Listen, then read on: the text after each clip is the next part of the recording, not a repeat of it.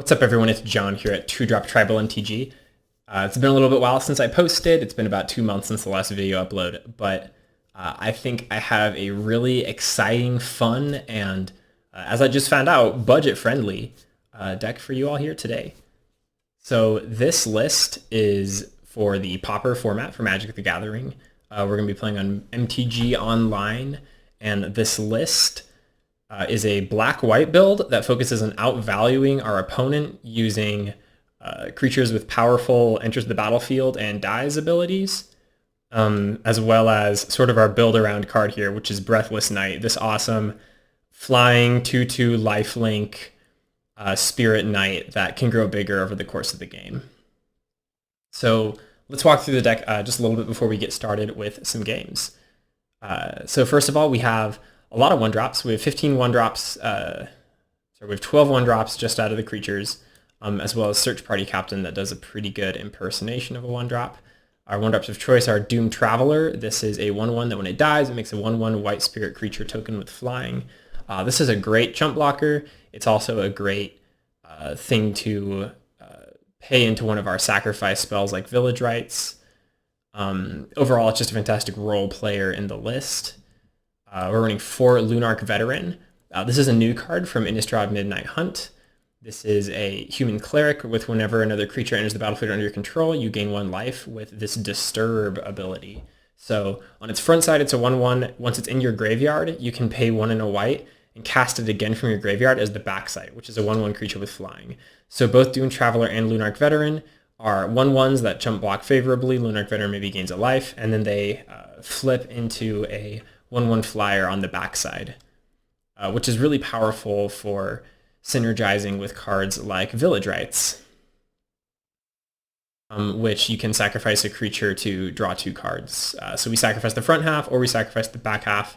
We're not really gaining any card disadvantage. We already blocked. We already got the effect we wanted out of the front half of the card. And then we were able to convert that into card draw for our big spells later in the game. Another really important aspect of our 1-drop package is Thraben Inspector, Pauper All-Star, multi-format All-Star. 1 mana, 1/2, when it enters the battlefield, investigate. You make a clue token.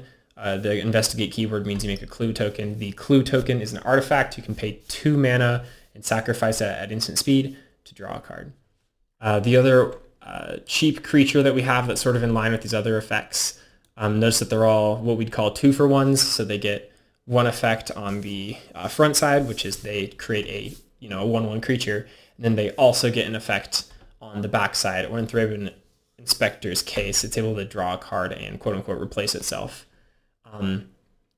Also in the 2-for-1 chain is Loyal Cathar. So this is a 2 mana 2/2 with Vigilance, and when it dies, it returns to the battlefield as a 2/1 that can't block. So something that's really notable about both Loyal Cathar and Lunarch Veteran, besides the sacrifice synergies we sort of discussed, and the just aggressive plays from having a bunch of 1-drops in your deck, are that Loyal Cathar and Lunarch Veteran both trigger Breathless Knight, which puts a 1/1 counter on it and can make it come down a little bit bigger. Sort of rounding out our creature suite, we have Search Party Captain, also good with all of our 1-drops that turn into flyers on the backside. This is a 2/2 that can cost as little as 1 mana to cast, depending on how many creatures you attacked with, and when it enters the battlefield, draw a card. So Search Party Captain is fantastic as a tempo play. You can attack with 2 creatures on turn 2 if you missed your land drop, pay 2 mana, on turn 3 if you missed your land drop, pay 2 mana, play Search Party Captain, maybe dig for that 3rd land. Maybe we're just playing it to add additional pressure to the board. Maybe we're playing it as a sacrifice fodder piece or as a target for ephemerate, but it always replaces itself, and it's a 2/2 that comes down for cheap. And then we have sort of our big icy creature of the deck, which is Soul of Migration. This is a flying 2/4. When it enters the battlefield, you create 2 1/1 white bird creature tokens with flying. It has the Evoke ability. What that means is you can pay 4 mana, play it, and then you have to sacrifice it right away. Now, we can sacrifice it to Village Rites with the sacrifice trigger on the stack. That's one way that we can gain advantage of the Evoke ability, because we don't really want to pay 7 mana for this card. But there's 2 other primary ways that we can abuse this. And that's with, first, Ephemerate, which is, once again, a staple multi-format all-star. It's good with all the other cards in our deck. You can ephemerate Soul of Migration with its sacrifice ability on the stack. It'll just make 4 1/1 bird creature tokens, and it'll leave you with the 2/4 still on the board. And Ephemerate has Rebound, so you get to do it all again at the beginning of your next upkeep. Maybe make 2 more birds, maybe target a different creature. Ephemerate is also a key role player in this deck just for being able to blink Search Party Captain to draw cards, being able to blink Thraben Inspector to make clues, being able to blink Loyal Cathar or Lunarch Veteran to flip them back over to their front face if we think our opponent's going to be on a removal-heavy plan. And it's also fine for bouncing Breathless Knight in a pinch to try and keep it out of removal's way. And then we're also running 2 of these Angelic Renewals. This is a 2-mana enchantment, a pretty old card that hasn't seen a lot of play, so it's excited to see it seeing play here. But it has fantastic synergy with Soul of Migration. Whenever a creature is put into your graveyard from the battlefield, you may sacrifice Angelic Renewal. If you do, return that card to the battlefield. So we evoke out Soul of Migration for 4 mana. The dies, goes to the battlefield, trigger occurs. Angelic Renewal lets us say, hey, Soul of Migration just died. Sacrifice Angelic Renewal, bring it back onto the battlefield. We get the 4 birds and the 2/4, just like Ephemerate, but you can do that play as early as turn 4 because Angelic Renewal doesn't have to target a creature that's...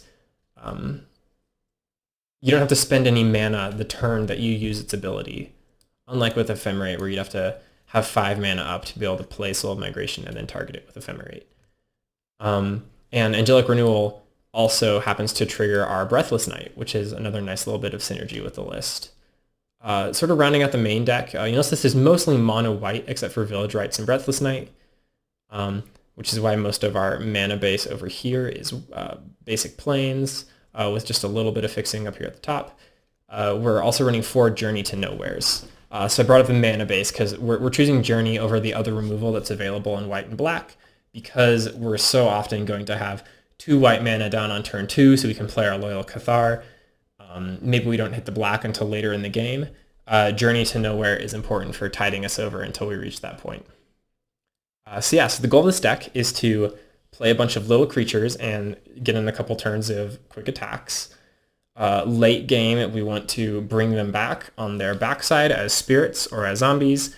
We want to draw a bunch of cards with Search Party Captain and Thraben Inspector and Village Rites. And then we want to just overall outvalue and outtempo our opponents. A really big positive that I want to say about this list is that it has the ability to, one, dodge a lot of removal. Village Rites and Ephemerate are both great at dodging removal. So they go to kill our thing, and we Ephemerate it in response to the targeted kill spell, or we sacrifice it when they go to murder it, and we get to draw cards instead. It's also really good at gaining life. So Lunarch Veteran, both sides of the card have life gain built into it. Breathless Knight can easily become a 3/3 or a 4/4, and that has a giant flying lifelink body, which is difficult for our opponents to deal with if they don't have a means to just kill it outright. So we generally have a pretty good matchup against Burn. So just a quick glance at the sideboard. I'm running 4 Dawnbringer Clerics. This is an all-around just fantastic role player from Adventures of the Forgotten Realms, which was the recent D&D theme set. It has 3 abilities. It's a charm effect is the magic term for cards with 3 abilities. You call those a charm. But so it can either gain 2 life, you can destroy target enchantment, or you can exile target card from a graveyard. So this is good against Reanimator, it's decent against Tron, it's good against Bogles, it's great against Burn. All of its abilities are relevant in some way or shape in the format. And additionally, this doesn't enter the battlefield, so we can re-trigger it with Ephemerate or Angelic Renewal. I'm running a bunch of removal in the sideboard because we're only running the 4 Journey to Nowhere's main deck. 3 Suffocating Fumes. This is for dealing with like elves, goblins. If we play the Soul Sisters deck, which is kind of picking up steam lately, anything that has fairies in it, anything that has Squadron Hawks in it, this is just a really good way to get rid of a bunch of creatures at once without hitting our stuff. 3 Dust to Dust because Affinity continues to be popular. This is just 1 and a white to exile 2 artifacts. This can hit their creatures, but for the most part, we're trying to go after their lands early in the game. 1 Last Breath, which is just a nice little role player, an extra piece of instant speed removal if we need it against certain decks. 2 mana for an instant, exile target creature with power 2 or less. Its controller gains 4 life. This is also good against burn or an aggressive deck because we can target our own creature to gain life. For Harsh Sustenance, this is our primary anti-fog, anti-Tron piece. It's pretty common in games that we'll get in a couple points of chip damage, and then if our opponent starts fogging us, then we switch to a go wide plan where we have, maybe 10 or 11 creatures on the board at a time. Harsh Sustenance is a really great way to get around anything that's locking us out of combat by just dealing direct damage due to the number of creatures we control. And we'll typically control a pretty large number of creatures by the point in time that we want to cast this spell. So I'm trying out Harsh Sustenance. We only played against Tron once in playtesting, and frankly, we didn't do very well. We're a creature deck that doesn't have a lot of disruption, which is basically what Tron thrives against. But I'm hoping the Harsh Sustenance, which are on color, can do a lot to shore up the matchup. And then the other card that we have to go against slower decks is Guardian's Pledge. This gives white creatures you control 2/2 until end of turn. All of our creatures are white. We have no black creatures in the deck, and we have a lot of creatures. So Guardian's Pledge can go a long way towards pumping our 25 attackers to be even more deadly, to get in that last little bit of damage before our opponent gets their feet back under them after we had our aggressive 1 and 2 mana plays to start. So yeah, this is the deck. We're going to try taking it through a league and see how it goes.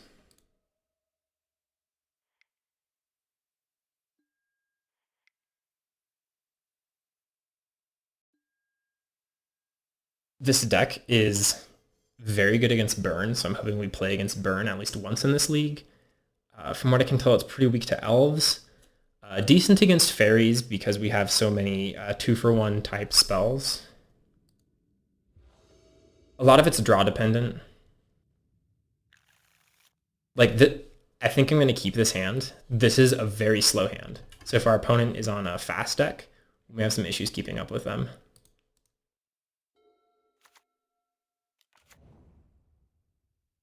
Not off to a great start. So this looks like it's elves, which I just said isn't the best matchup.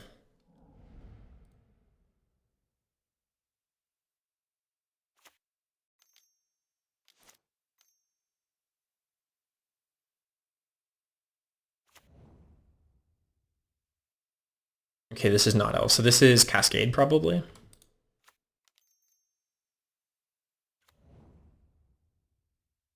He's just so far ahead of us on mana. Yeah, they have 4 mana out right now, if I read that right.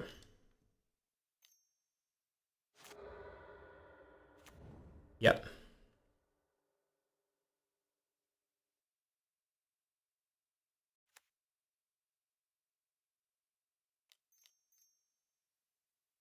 I think I just want to get the Angelic Renewal out here.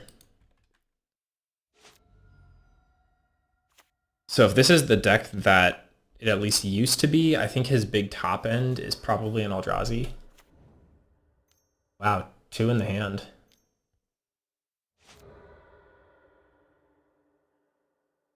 Who needs lands, am I right?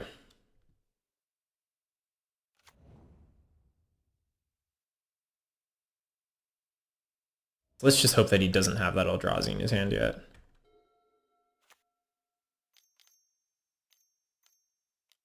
Well, he's tapping up for something. Nope, he's got it.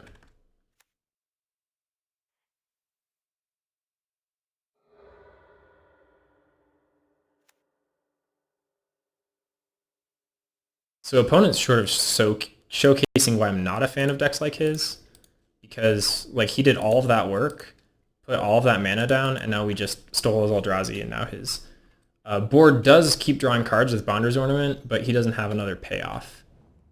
So many of his cards are lands.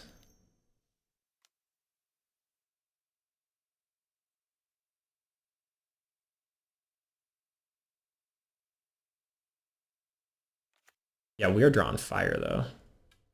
I'm just going to get a Breathless Knight down.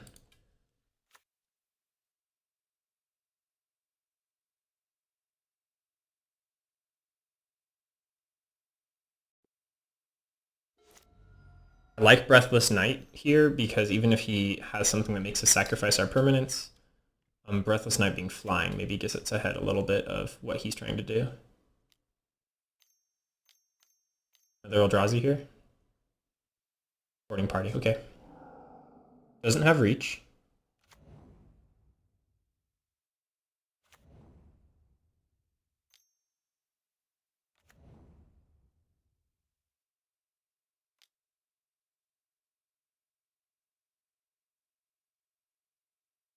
I'm just going to take this hit because I can start chumping the boarding party in the next couple turns.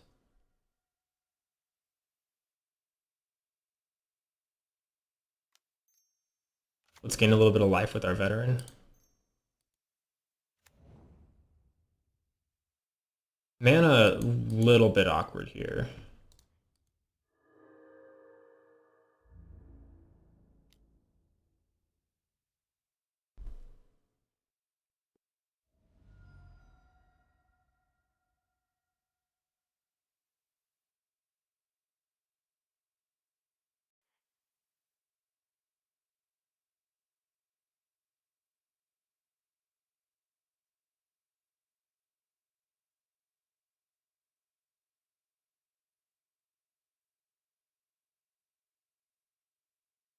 And we're already getting a free trigger off of this, so I could have used Angelic Renewal to buy back the front side of Unhallowed Cathar, but I can do that anyways if I want to.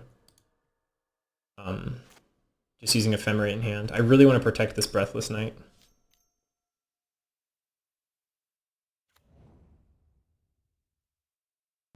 We sure did see a lot of land destruction out of this deck. Double Packmate, you love to see it.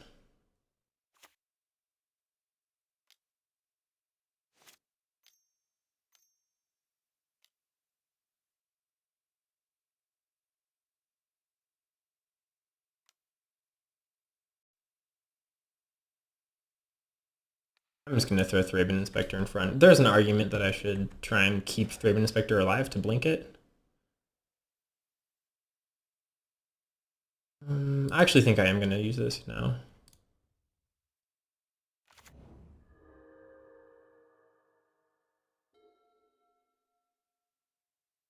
Would love another land.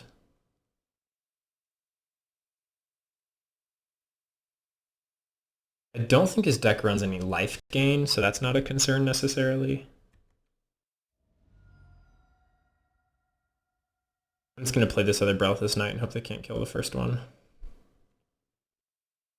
Is that even the play? Back Lunarch Veteran. Cast the Spirit side, draw 2 cards. Kinda like that.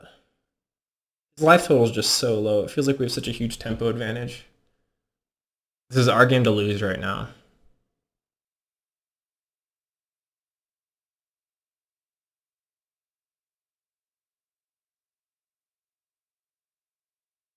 I have 2 good spells up. I think I'm just going to pass. We can fade multiple blocks here.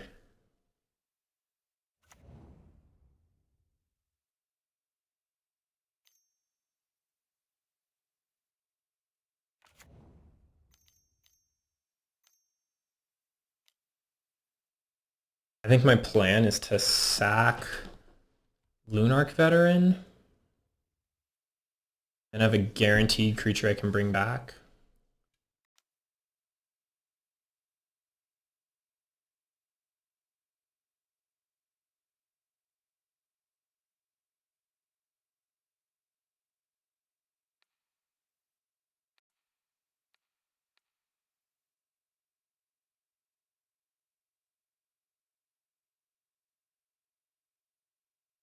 Okay, party comes back to us. Here's the sack.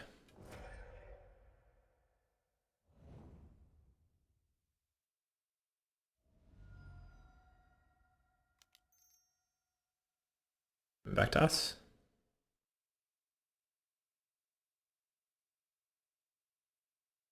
Okay, so I'm for sure bringing back this Lunarch Veteran. It doesn't look like I'm going to have all the colors that I want this turn.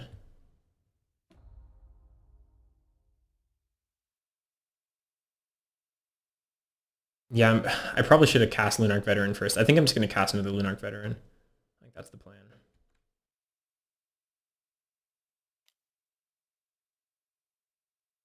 I just need them to not play something with reach. No reach. Reach bad.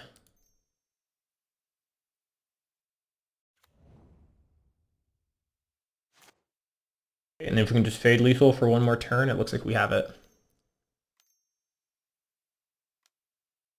Okay, just drawing with ornament. He has so much mana. And that's the win. Got the big tempo plays with Breathless Knight. You love to see it. So he is a big value deck. He does have those Arbor Elves to try and gain some, early game advantage, but I think that's kind of a slower play. The Bonner's Ornament is drawing a lot of cards, but I don't think that's a primary axis of his deck. What I'm thinking about doing is cutting Angelic Renewal and Soul of Migration. This is going to be pretty common with our sideboarding for this deck. Maybe I'll leave in one Renewal, and I want to bring in Guardian's Pledge. He just didn't always have blockers. He was letting me keep my spirits on board. It seems like it'd be really powerful to try and force through damage with those. And he did have those mana enchantments, so we could really screw with his mana with Dawnbringer Cleric. But I kind of don't think that's where we want to be. I think his deck is slower, and we want to be attacking very aggressively. So I think I want to bring in the 2 Harsh Sustenance, so when he finally stabilizes, we can burn him for lethal. Yeah, I think I'm going to play it like this.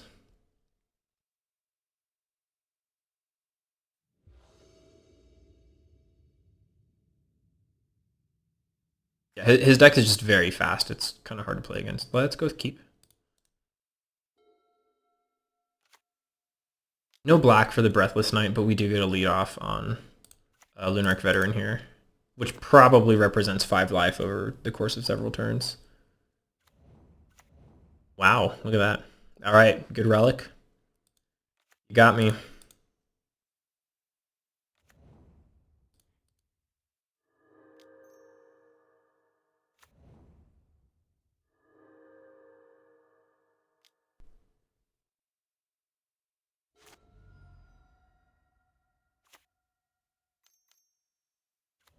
So it's been fun to see opponents bring in Grave Hate against this deck, because Grave Hate isn't particularly good against us. It looks like it at first glance.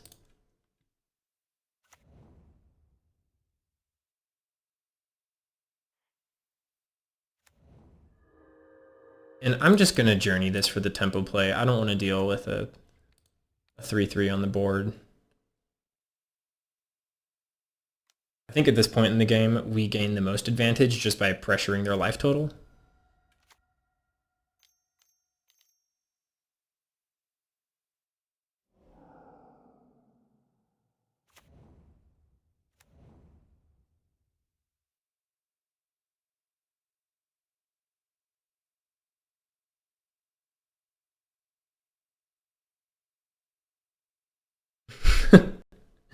Opponent can decide if he wants to attack or not. That was pretty funny. And I'm just going to go straight into Breathless Knight here.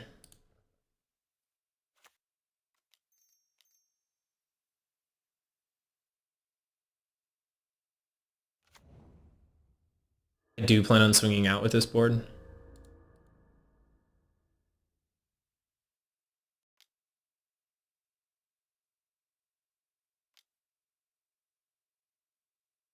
Yeah, that's fine. He's going to block Lunarch Veteran. Yeah, that's fine.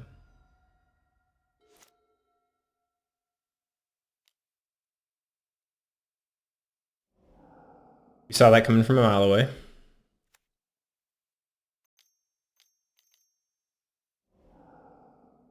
Yeah, the second one feels kind of bad. Honestly, these enchantments feel like they're just such huge whiffs for his deck, though. So we've taken 6, I guess just the one turn.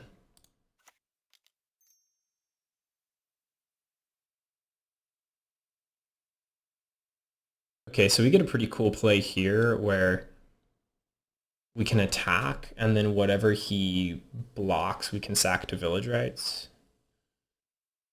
Or I can sack now the Lunarch Veteran and then cast it from the yard and trigger Breathless Knight. I like that play. Yeah, let's do that.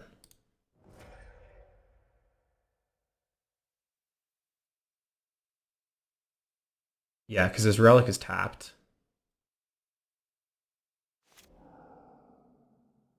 Okay, he's going to exile all cards from all graveyards, though. Oh, we almost got there. Okay, let's do the Loyal Cathar here.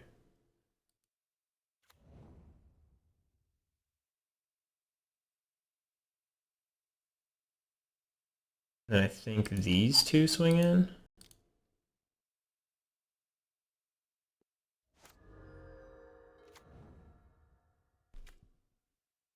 And now if we can just fade Fiery Cannonade, I think we have this. Altasaur is a problem.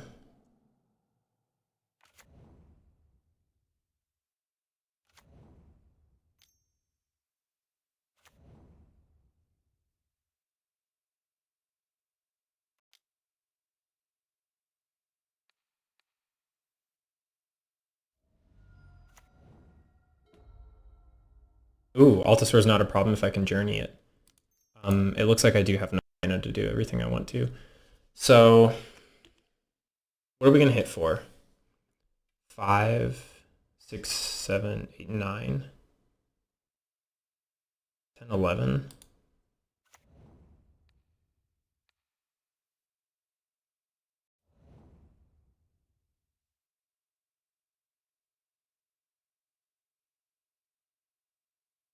Let me do that again. So this is 3, 4, 5, 6, 7, 8.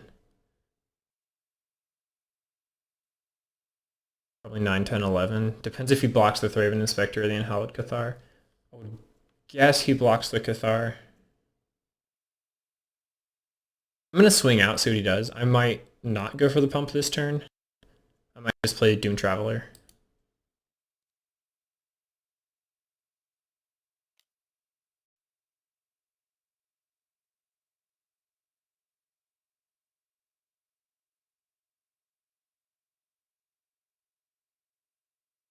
That's not the block we wanted. Maybe it was wrong to block there. I don't know. I guess I didn't know I was drawing Journey.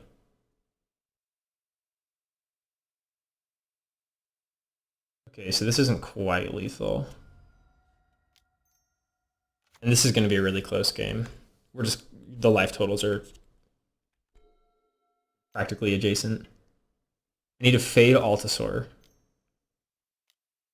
I don't know if I can win around another annoyed Altasaur. That's not Altasaur. Wow, another boarding party.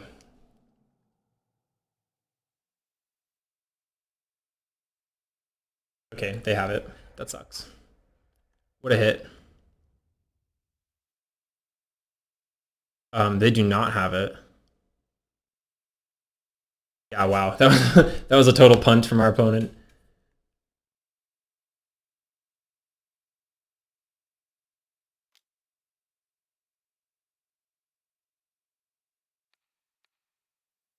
We're going to take 12, 13, 14, and then we swing back with 6. Yep, we're fine.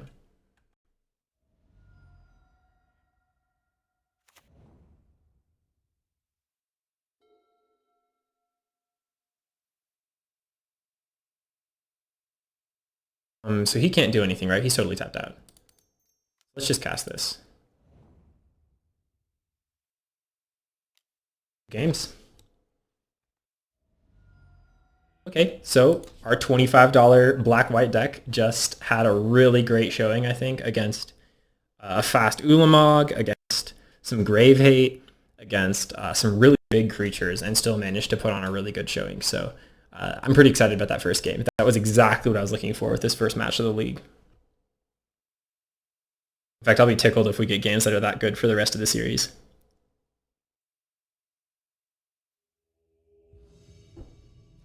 You don't see a lot of Cascade anymore. And I will say that on that final turn, when he hit a braid, he did have the win. He did punt. He could have hit our blocker and then attacked for lethal. For whatever reason, he went for the Breathless Knight instead, which, was a misplay, but certainly works in our favor. But we were very soft to Cannonade on that board. If he would have had Fiery Cannonade, the most popular board wipe in the format, we would have been toast. This is almost keepable. If this had another 1-drop, I'd probably keep it. I'm going to mulligan it. Okay, and this is definitely keepable. I'm going to put a plains on the bottom.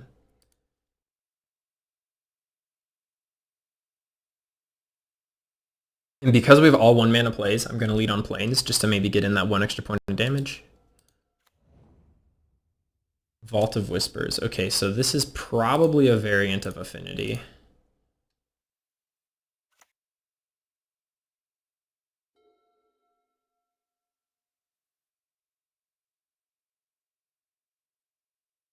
Weird no lands play. I might have kept a greedy hand there.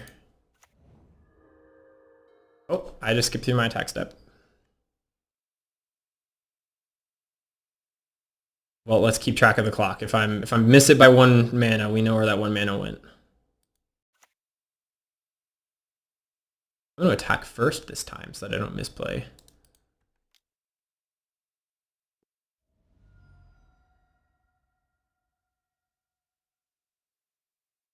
I don't think I need to hold up these effects yet. I think I just want to run out the other Doomed Traveler. And then let's get this Angelic Renewal out. That's not getting better over time. It could have been correct to just try and keep pressuring the board there. Nice draw.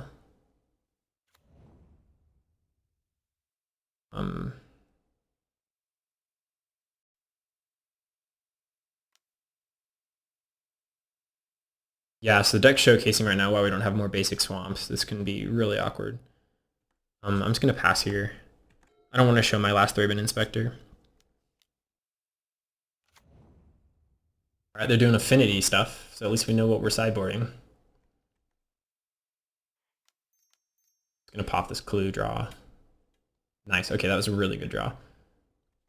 So we're getting Search Party Captain for 1, and then we can ephemerate it if we want to.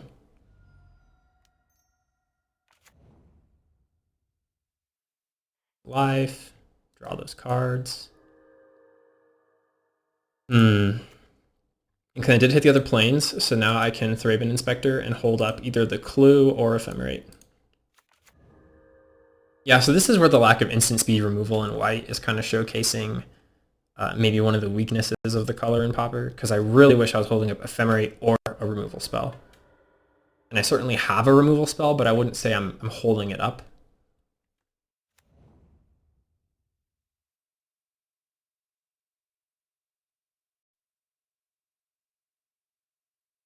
I'm just going to go for the clue here.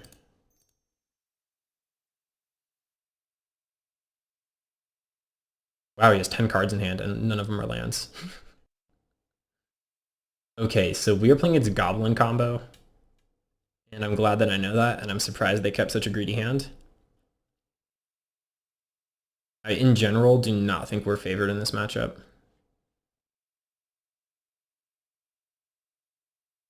Might as well swing for big. Go Lunarch Veteran. Let's go Thraben Inspector. And then we're back on the Ephemerator Clue plan. Search Party Captain really showcasing its strength there. Yeah, I've seen a lot of comparisons of Search Party Captain to other cards like Palace Sentinels, which gives you the Monarch. I can see why they're comparable, but I really think Lunarch Veteran is just much better of a card. So they're going to run a bunch of 1/1s. They're going to run a bunch of slower creatures they don't want to block with. We saw that they're on artifacts. Know that their combo relies on a tiny creature. They also rely on the graveyard. So our whole sideboard basically comes into play against their deck, which is unfortunate for them. I think I don't want renewals. I don't think I want Soul of Migration. And then they're an infinite combo deck, so I don't think Breathless Knight is going to be particularly relevant here. Where does that get me? Oh, within 1. Yeah, so Suffocating Fumes to board wipe their goblins, Guardian's Pledge to force through the damage,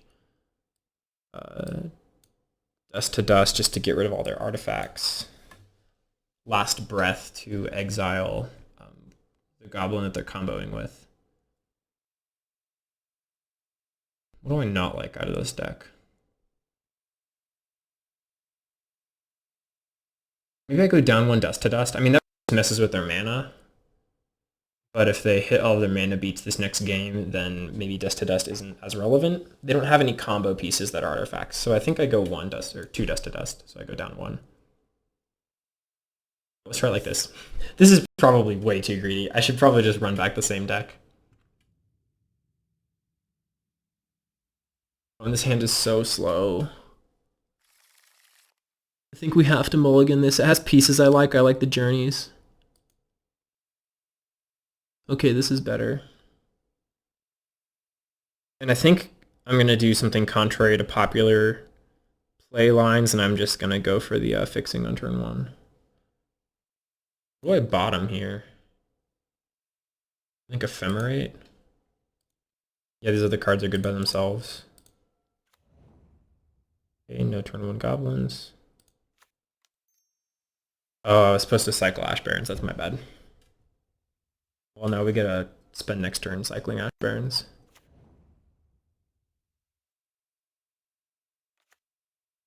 Or not?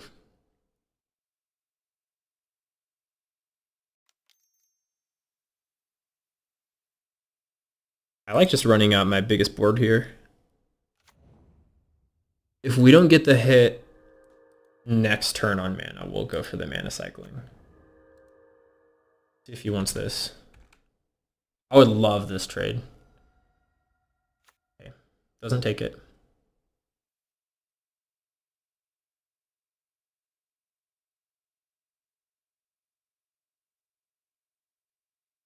Doesn't swing. Okay, we're still hitting our lands, which is awesome.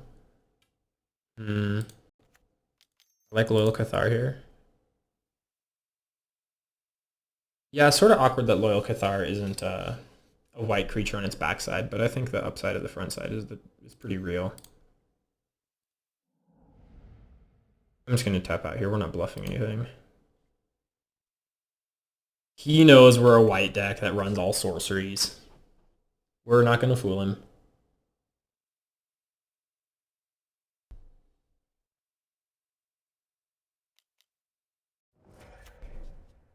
Okay, save himself a point of damage. I like that. So if I can get in 1 more time, I think we're almost at board pump is lethal. Yeah, so that'll be swinging for 5. So if we can get in like 1 more time, we're really close to lethal. Well, let's do the math. So this is 3, 4, 5, 6, 7, 8, 9, 10, 11, 12, 13. Yeah, I need a 17 life. So I don't want to be doing that quite yet. I'm going to do this post-combat. I definitely want to pop the clue. Yeah, I'm going to save that for post-combat. Why did it skip straight to his turn?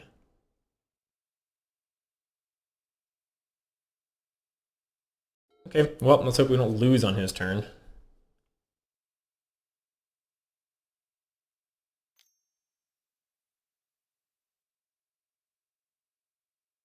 No first day of class. No first day of class. Featured Goblin. Not a first day of class. Okay, that wasn't a first day of class. He could have infinite mana right now.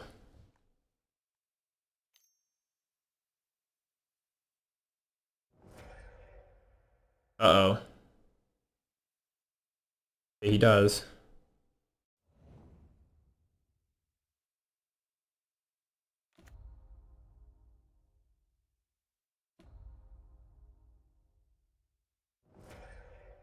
Okay, he's going for the infinite mana line, it looks like. I'm just going to see if we can find something. That wouldn't have mattered anyway. Alright, I'm yielding through his turn. We could just be dead here. He could not have it.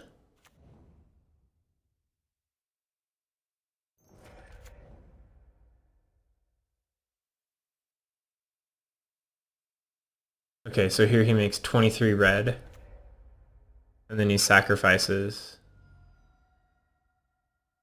over and over again. Okay, so we're dead here.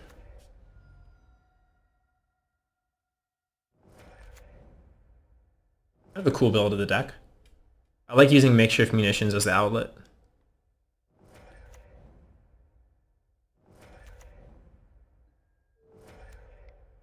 Yeah, kind of unfortunate. We just didn't draw the right type of interaction early enough. I will say all the lands we saw there were artifact lands, so I'm higher on Dust to Dust. Guardian's Pledge felt really good. Fumes, I don't know.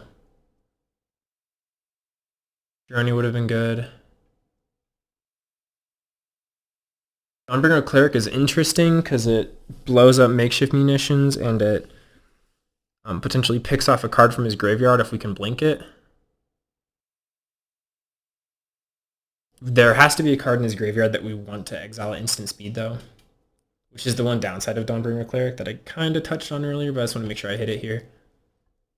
Like Ephemerate Dawnbringer Cleric, we'd be invincible there, right? But that is not what we had in hand.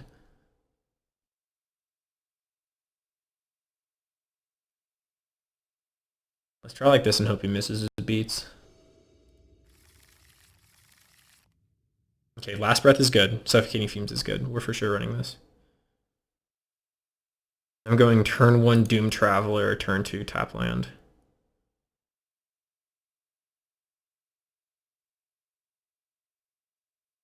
Yeah, it's just so important to get in for early damage with this deck. Wish we'd see our artifact removal.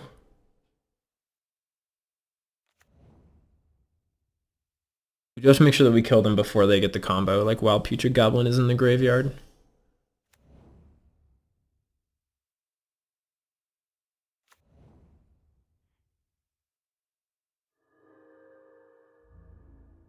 He's at that turn 1 Skirk Prospector every game.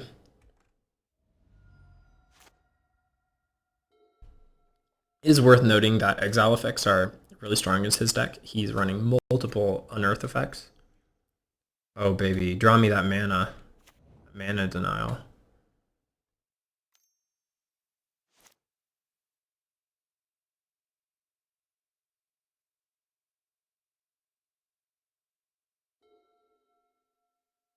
Okay, so I can just try and dig with Search Party Captain.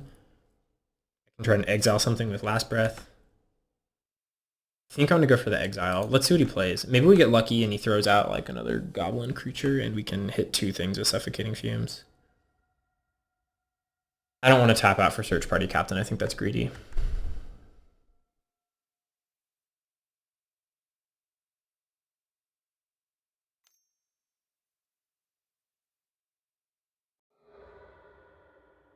I'd love him to run out of Putrid Goblin before he's ready.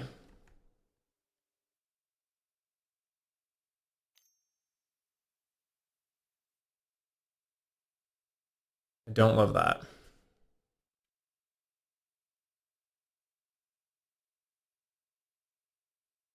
I'm just going to get rid of his Goblin while it's sitting there.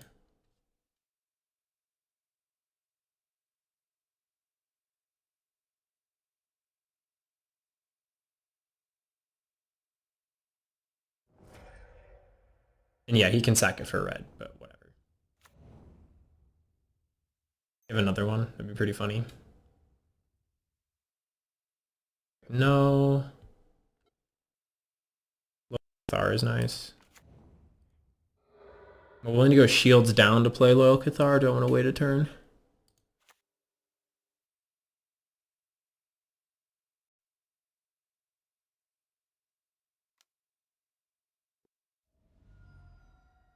I'm just going to play it safe.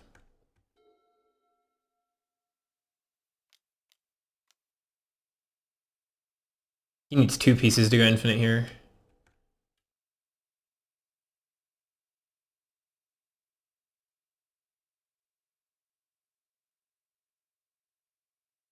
I guess you needed 3 pieces there. I was probably safe to play it. Do I go after his mana?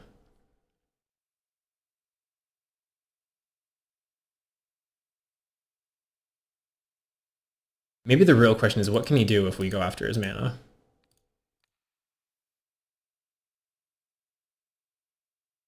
I think the answer is nothing. We are shields down again, but now he has 1 land. I'm a lot less worried about losing to a combo deck on 1 land. Still getting in there with Doom Traveler. Let's go.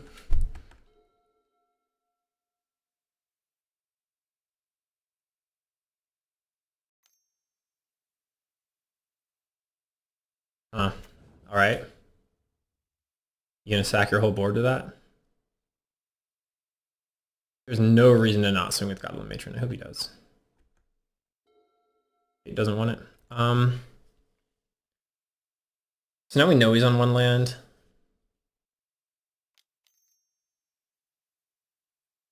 I just want to journey the Krark Clan Shaman. Because this just gets better over time, right? I don't want it getting better over time. And for him to win next turn, he'd have to have like an absolute nut draw that I don't think his deck is capable of.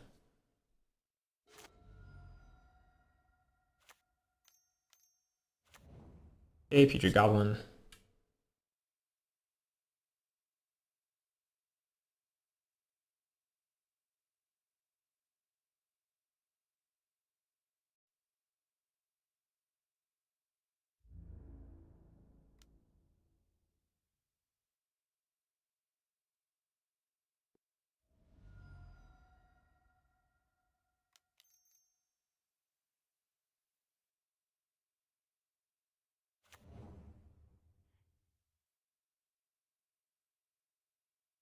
So I think what I do here is if he goes to cast a sack outlet or a first day of class, I just last breath Petri Goblin while it's on the stack.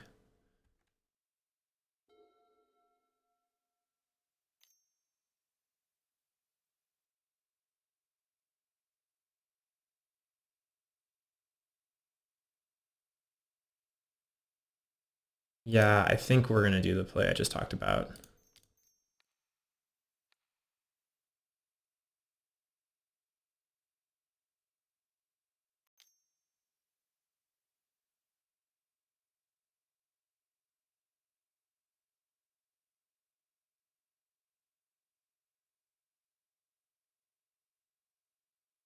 Oh, makeshift munitions.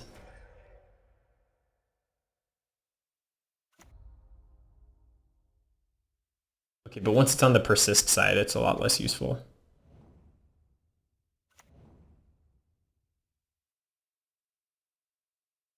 So now if he sacks it, it just dies. I think I want to hit the Skirk Prospector here. I think it's kind of telling that he went to unearth that rather than waiting.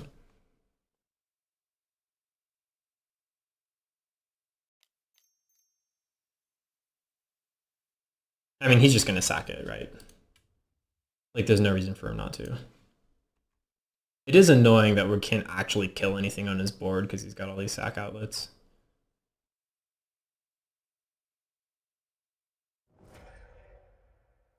Yeah, that's expected.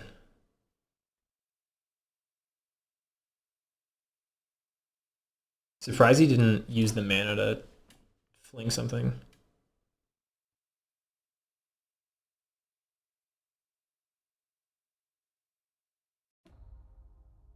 Okay, he did. Yeah, okay, that's the play I thought he would do. I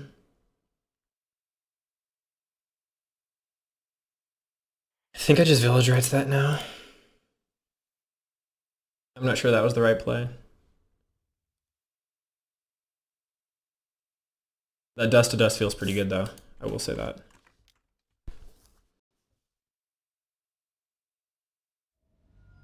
Yeah, Dust to Dust has been an absolute all-star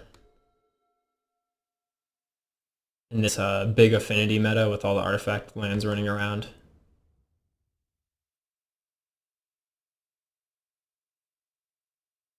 Okay.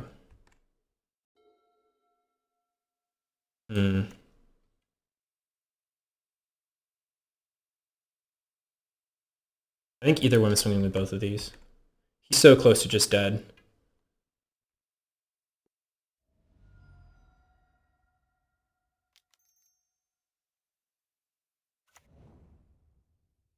Do I bother? I guess he has to have another artifact for me to hit it.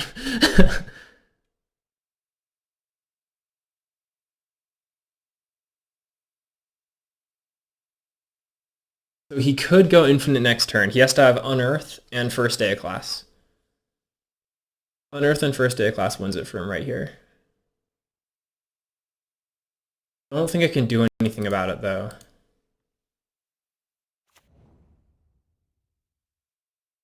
Oh, that's like a turn too late. Okay, let's hope we're not just dead.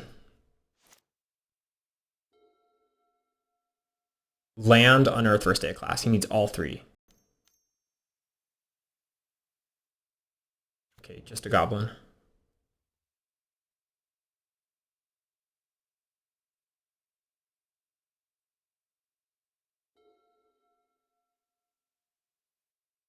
Okay, what can I do here? If I just get rid of one blocker, I have lethal. Close game.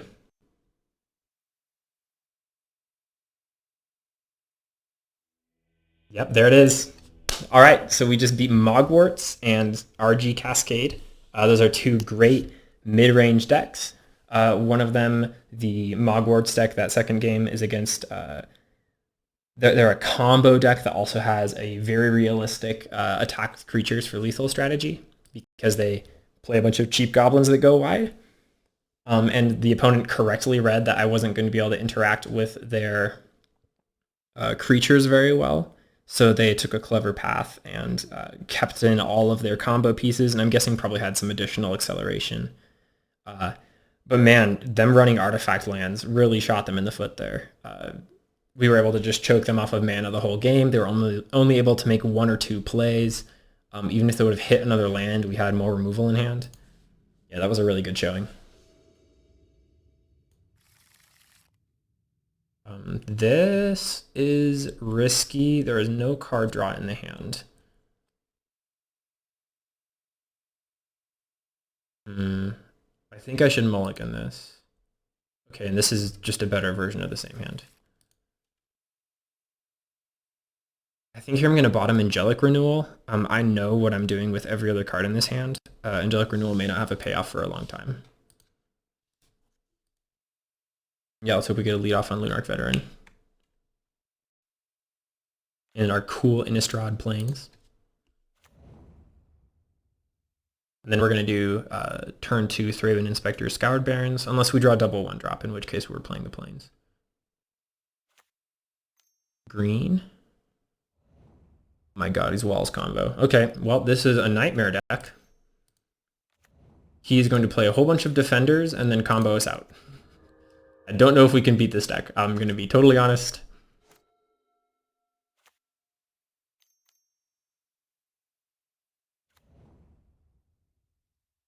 They're just able to make so much mana so fast.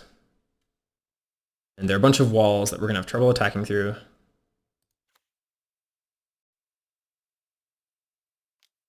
Like here's just going to block. Yeah, 0-3 is a big defender against our deck. I don't know how we beat them. Oh, nope.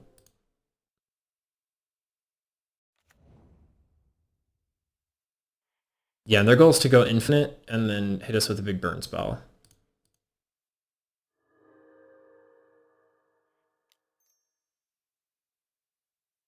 I guess I could try and get a flyer on board. I don't know. This feels like it's just going to be a disaster.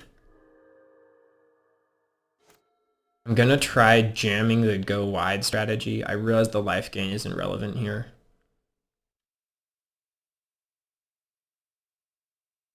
He does have a couple key combo pieces that if you can disrupt them, they're not able to win very easily.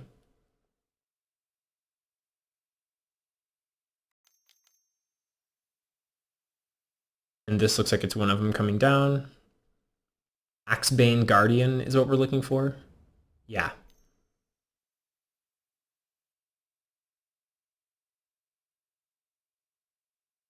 Let's hope he doesn't have two of them. The Stampede, nice. So his creature is able to tap for multiple mana. Oh my god, he does it too. Okay. So he's doing what elves do, basically.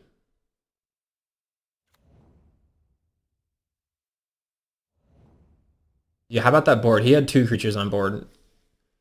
We pass the turn to him.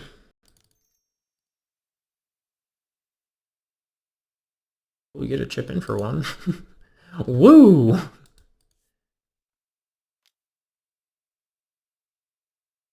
I think Flyers is the name of the game here. I don't think he hit a win con. Did he hit something that wins?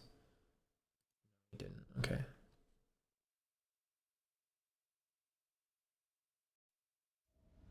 And now the question is, do I want to sacrifice Lunarch Veteran to flip it next turn?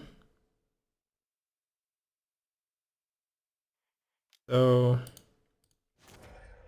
I don't think the life gain matters. That's a good draw. Okay, so we're going to make a bunch of birds next turn. Because we're going to have 5 mana, so we can evoke Ephemerate, our Soul of Migration. So let's just hope that he doesn't have infinite here.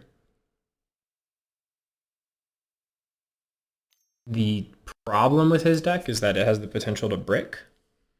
So by brick, I mean he can draw all of his spells that make mana, and none of his spells that draw cards. Well, that could be a good sign. That could mean that he's the Altasaur version of this deck now. Oh, wow. Just Bear Sentinel just feels bad. 2 reach creatures on the same turn. So right when we're about to get our big flyers on board, he slams 2 things with reach.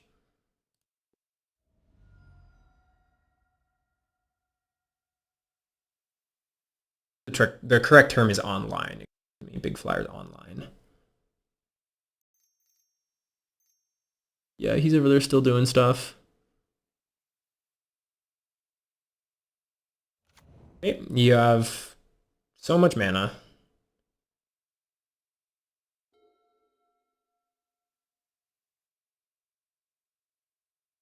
So I have 2 plays here. I can either just go for the Ephemerate Soul of Migration, or I can go for draw a card, escape Lunarch Veteran. I think I'm going to go for Lunarch Veteran.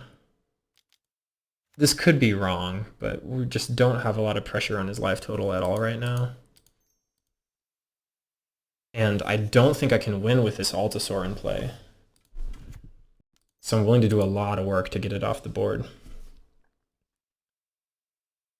He's for sure going to sideboard in Fiery Cannonade against us.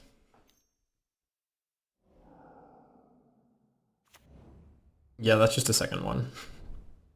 Another hasty. Great.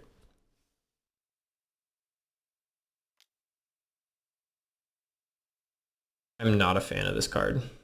I'm going to try and go for a big trade here. Go 1, 2, 3, 4, 5. And then we have too many butts. So he's probably going to leave Doom Traveler alive.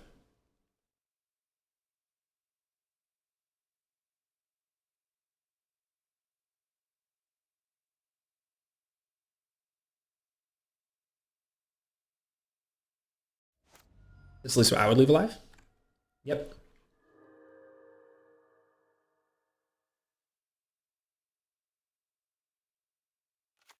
Oh, nice. Okay, 1, 2, 3, 4, 5, 6. So here's 1. And here's 2, 3, 4. We're going to gain a bunch of life from this now.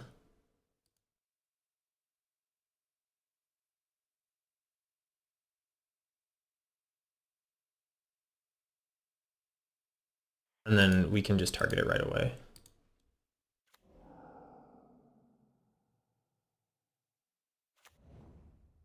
Lunarch Veteran, ladies and gentlemen, real good card. And yeah, he still has that stupid Despair Sentinel with Reach sitting out. So I really need to get rid of the Altasaur and the Sentinel.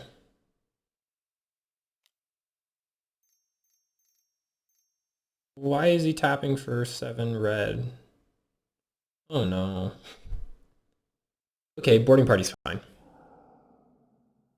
That could have gone way worse for us. The amount of mana that his deck can make is absurd. Okay, just the 2 attackers.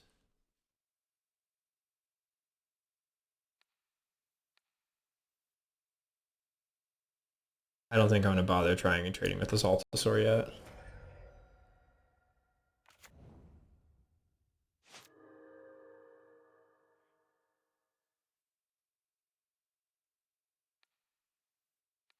Let's make some more burbs.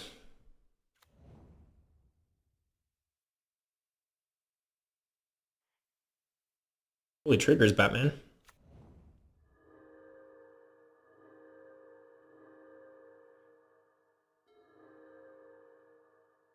Okay, can I hardcast that yet?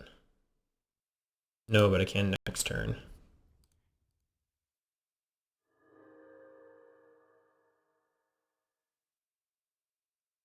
So he's one thing with reach, so I'm just going to swing with all my birds.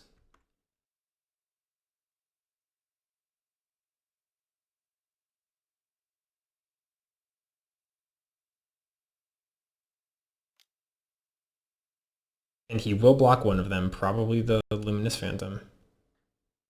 He will block 2 of them.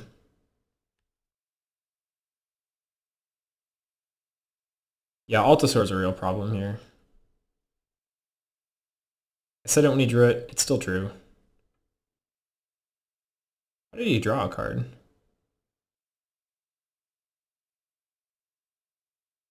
Robofort has reach. Okay, I didn't realize that. That makes that card a lot stronger than I thought it was. And Lunarch Veteran, I think, is going in front of boarding party here.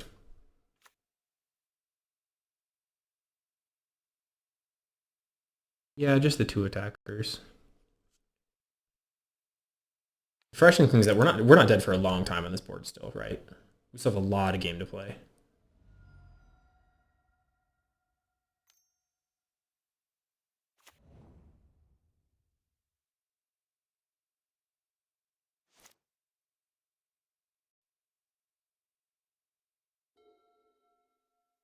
I mean, at least opponent respects us enough to know we're not falling for that trick again.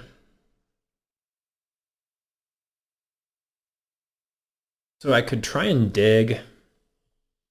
I could get Veteran out and try and gain more life. I think I like just slamming the other Soul of Migration here, though.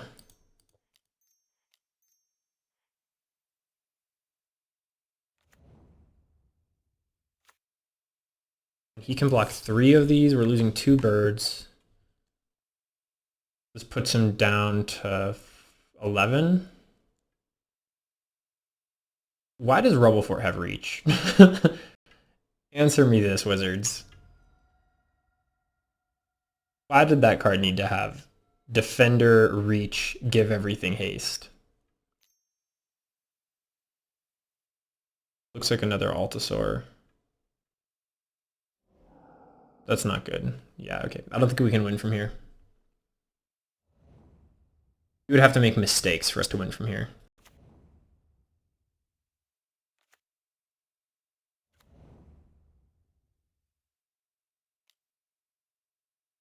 So what's notable is that his deck is not very fast. His deck is doing a lot, but it's not doing a lot at any real speed.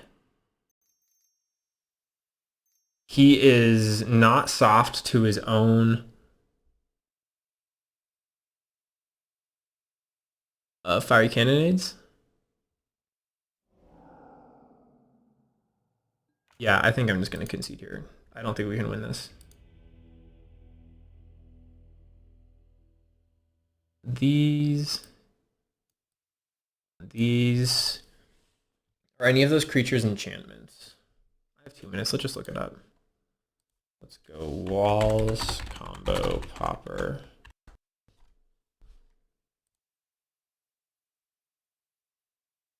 Not an enchantment, not an enchantment. No, these are all just creatures. It's crazy. Okay, I definitely like Breathless Knight here. I definitely like Soul of Migration here. I still think Angelic Renewal is good. Journey goes down in value a little bit. Loyal Cathar doesn't do anything. It always attacks on the ground. Thraben Inspector is worse. Last Breath could maybe save us a turn if we're able to hit the right creature at the right time. He's not doing anything out of his graveyard. Suffocating Fumes doesn't do anything. I think we have to lean really hard on Guardian's Pledge and Harsh Sustenance here. I don't know. We might not be able to win this. The game plan of our deck is to slam a lot of cheap attackers quickly. The game plan of his deck is to put up a bunch of blockers and then win with a combo. So we don't have a lot that can really deal with their combo. We can't get rid of all of his creatures. There's just only so many cards in the format that even would be able to get rid of the boards that he is able to amass. So I think what we have to do is make flyers and get in with Guardian's Pledge, or just burn him out with Harsh Sustenance. Which we can do those things. We can't do them as fast as he can. So we have to hope that we fade the combo win.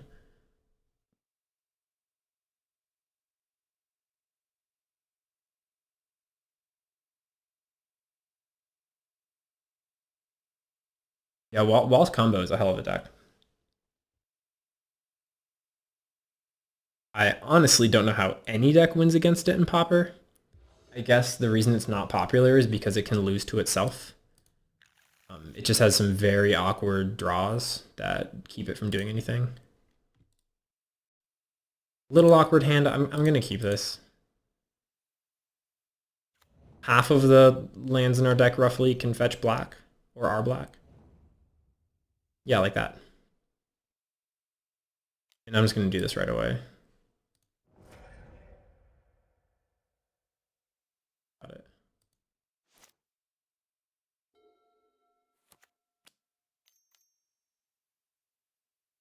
Okay, that's one of the things I probably want to get rid of.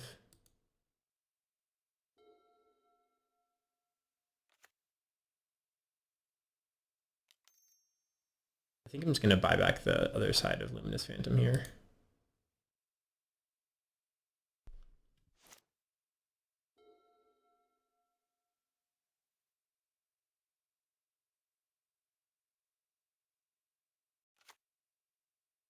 Yeah, so what I want to get rid of if I see it is that Axebane Guardian.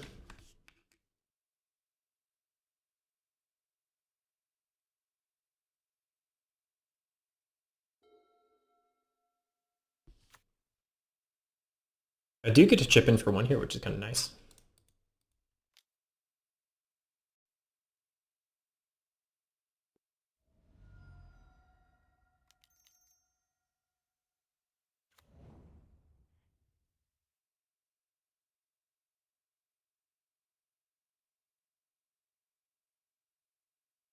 That'll be good, just not quite yet.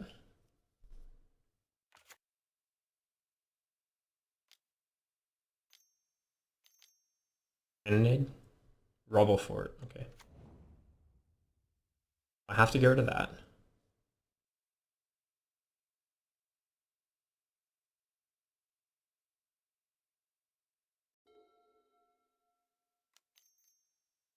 Second pledge is pretty sweet.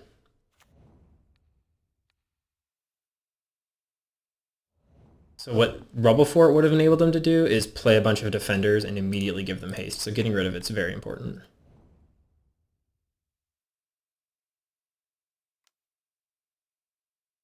If he doesn't play pretty cleanly here, we could have lethal in a turn or two.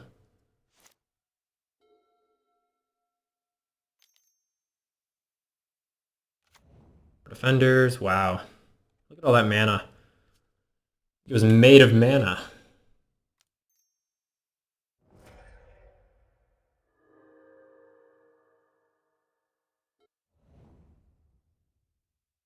Our sustenance is good.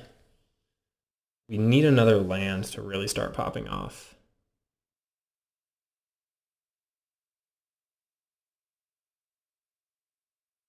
I could just evoke Soul of Migration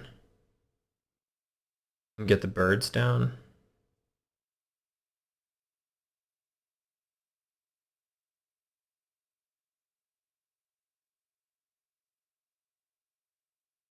I really want to go for the Ephemerate line, though. I think that's correct. Oh, I should have paid black. That was a misplay. Yeah, I might pay for that misclick.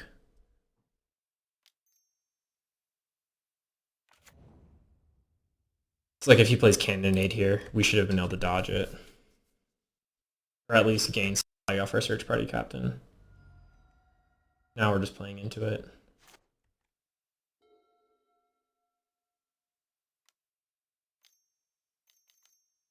It looks like he hit something. Bull Drifter, nice.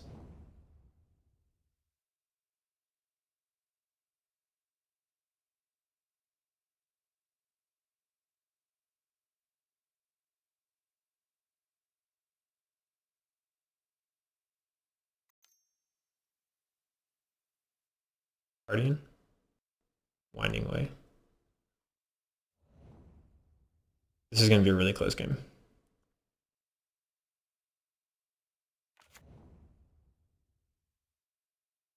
I can tell you right now it's going to be a close game. Didn't hit the land. I think what I want to do is sack Doom Traveler to get the flyer.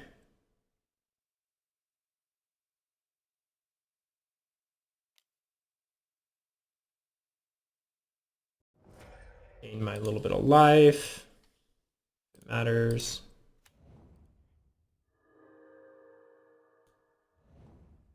Really just digging for that land. Finally got it. Getting another black. We've had some kind of mana trouble here. And then he's a little bit more tapped out than he has been. So if I go for the pump here, I'm getting in for... I'm killing two of his things.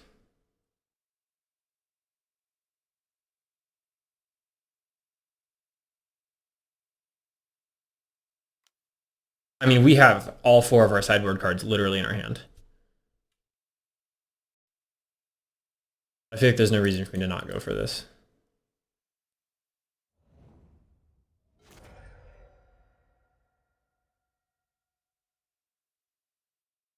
So if he doesn't have a board wipe, we can just get in for damage next turn.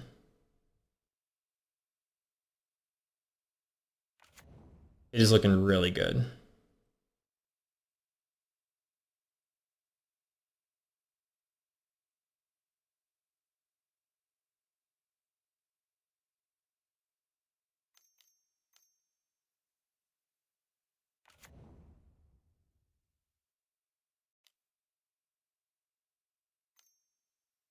Red Cannonade. Yeah, there it is. Didn't, not unexpected by any means. Let's just hope he can't combo. 2 Axeman Guardians, wow.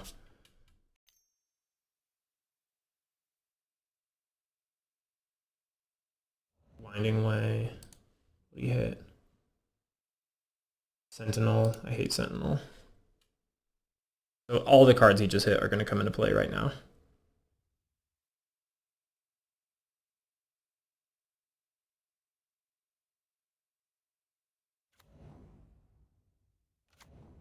So what I don't like about Sentinel is that it's clearly very strong, right? This is a very pushed card.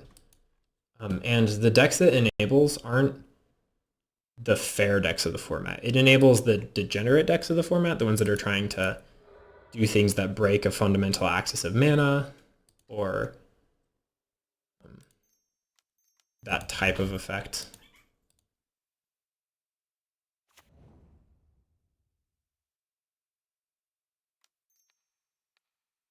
Well, so we at least get a bunch of birds. If he doesn't have another cannonade, and if he doesn't win on his turn, we can win on our turn. We have enough mana to Guardian's Pledge and Harsh Sustenance in the same turn.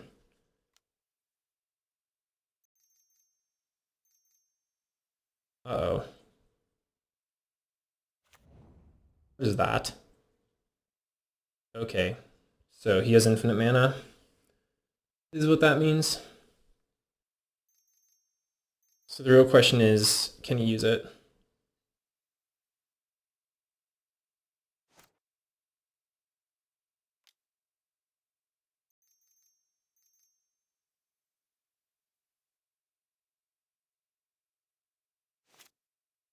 Yeah, wow, we were one turn short. And that was really just that third land that we missed.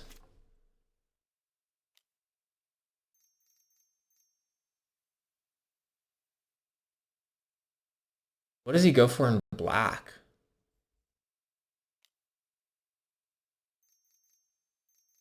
I thought Rolling Thunder was their win con.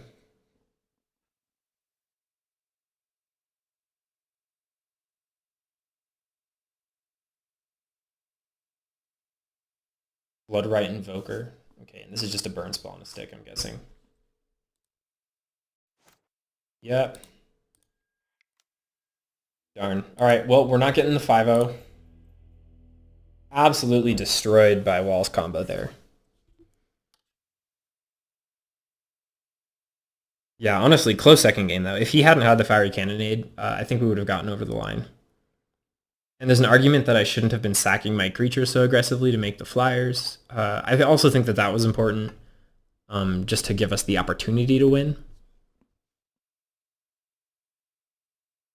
And as stated before, right, we were presenting lethal the very next turn. We did save our ephemerate creature for post-cannonade, which was correct.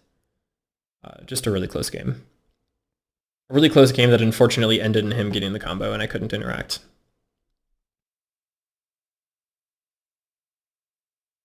And it's really hard to say what would have interacted there, especially in our colors. Duress wouldn't do it. Like I said, there's no real board wipes that would clear creatures that are that big. Pestilence is in white-black, but really our deck is mostly white. And for Pestilence to be good, you really want mostly black. We would be able to hit the whole board for 2, but not really kill anything. Yeah, I really just think we have to aggro them out. We have to get the lucky beats. We just have to be faster than they are. And the way that we do that is by attacking with flyers that we can pump. We were just one turn off. Good game to the opponent. That was close. But they played really well. They saved the cannonade for when it would be maximum impact on the board. They correctly read that I was going to go for the win. Maybe the one thing I could have done differently is saved the board pump. I used it to save some attackers. I could have used it to try and fade the cannonade. So I could have stalled for another turn, not attacked into the Maul Drifter, and gone for the pump in response to the burn spell. Just keep that in the back pocket. If you think your opponent has cannonade and you've sided in your board pumps, you might want to. This is functional, but only against a creature deck. I'm going to mulligan this. And this is just a better hand. What am I bottoming here? I think I'm bottoming Breathless Knight. I'd really like to fetch a white with the Evolving Wilds. Breathless Knight is really good, don't get me wrong. It's just a slow play.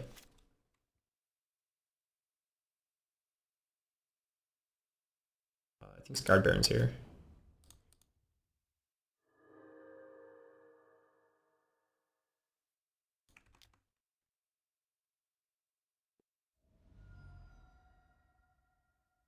And let's hope they're like mono black control or mono black sacrifice or some kind of mono black build.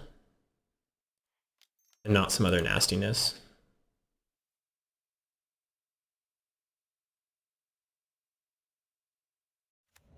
Our deck is pretty reasonable against mono black. We have a lot of effects that draw cards. We have good removal for their stuff, and their removal isn't super effective. I'm gonna leave up this. I'm leaving back this Evolving Wilds just in case they go to sacrifice or go for land destruction. Yeah, okay, so they're mono black control. Basically confirmed.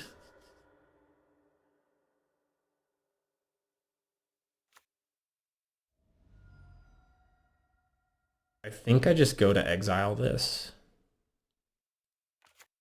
Yeah, because I have a pretty strong play here, right? I can exile this, swing for 3, slam Search Party Captain. Not the highest value target for that spell. I'd really like to hit a Crypt Rats, but I also really want to keep swinging into him.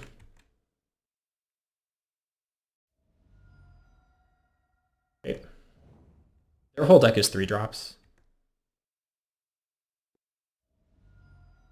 Nice, and they waited until combat, so we do get our Search Party Captain. Drawing a land is not awesome.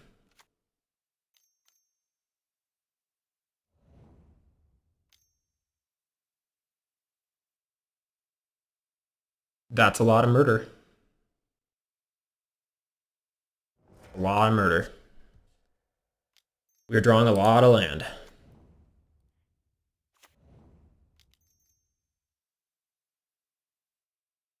Well, can't make yourself draw good cards. I mean, so the good news is our top end is becoming accessible as we get more lands on board.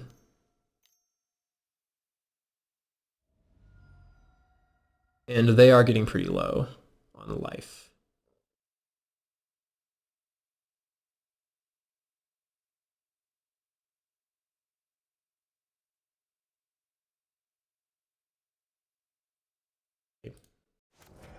Well, I had to think about that one for a minute. Can I hard cast that yet? No, 1, 2, 3, 4, 5, 6. I have 6. So next turn we can hard cast that.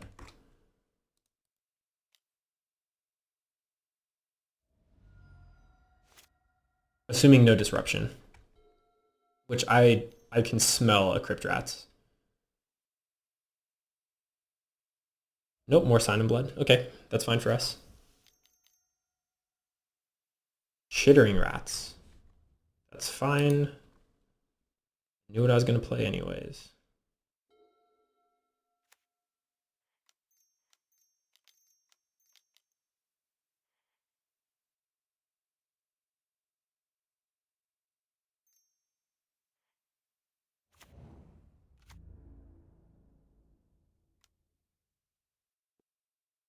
And hopefully that gets there. This is going to be close.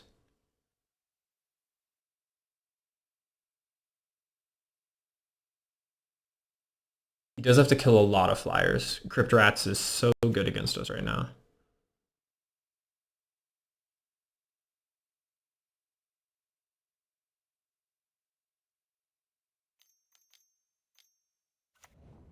Bone Picker. Oh, cool. Normally not in his deck. He has innovated. I'm just going to swing out with the birds at least. He can only block one of them. He's taking 3 damage. He's going to 1. I did not have lethal. Loyal Cathar out there. And then let's see if we can fade a... Well, so I guess he can't Crypt Rats now. Because if he Crypt Rats, he kills himself. Can Gary. That's for gain 4. Okay. Removal spell wins. Ashburn sure as hell doesn't.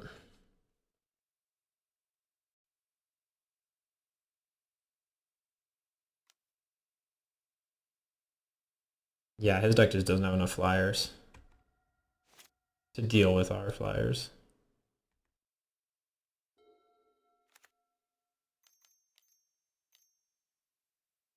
Another Gary.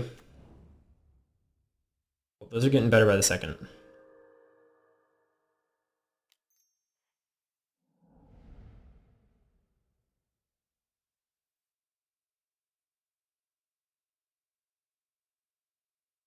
I have to say, I'm surprised he's not swinging.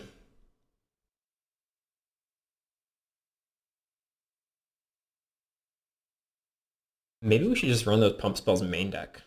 Maybe instead of Breathless Knight, I should be running board pumps.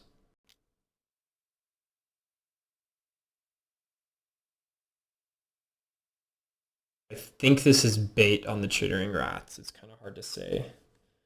Because I really don't want a reanimated Chittering Rats. That's probably the worst thing for me at this point. Oh. That's pretty good.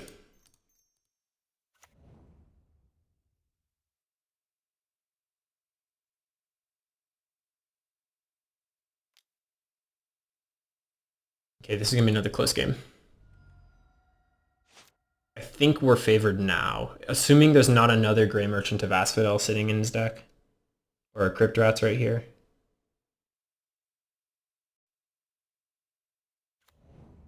Yeah, Crypt Rats on 2 would have been brutal. Okay, now we can only Crypt Rats for 1. I don't think I care about that.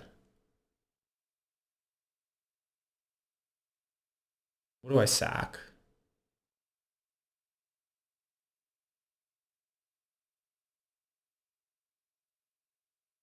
I think I just sack Loyal Cathar. It's my dude that comes back.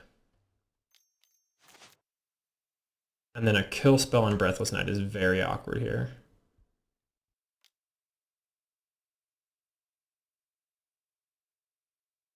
I am going to go for blocks here.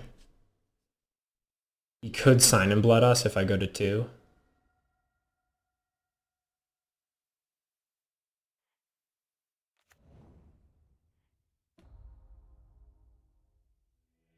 Okay, didn't have it. And his deck is just so slow. There is an argument to bring in some number of Dawnbringer Clerics for Changer's Edict. I don't think we need it. I do kind of like cutting the slower cards here. Like, as we've seen, Soul of Migration, if we resolve it, basically wins the game on the spot. Like, nobody's really recovering from it except for Walls, who just killed us before we were able to untap with it. But otherwise, it would have won the game. So I think I don't want to bring in those Guardian's Pledges. He's probably running some number of Suffocating Fumes. So that's also something we can expect, is for him to try and wipe all of our 1/1s.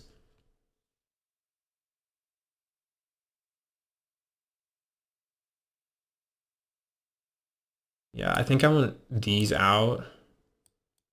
These in. Try it like that. Maybe this should just be the deck. Maybe we shouldn't be running the top end.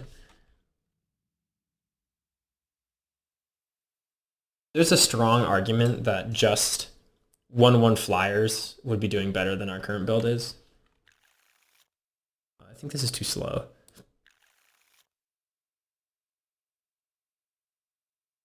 This is just as slow, but I think the removal kind of gives it a notch up on that last hand.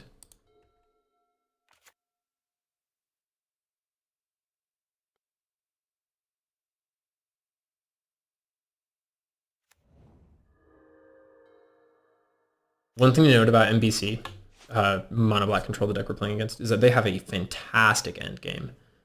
It is very difficult to keep up with what they're doing when they get to turns like 7 or 8.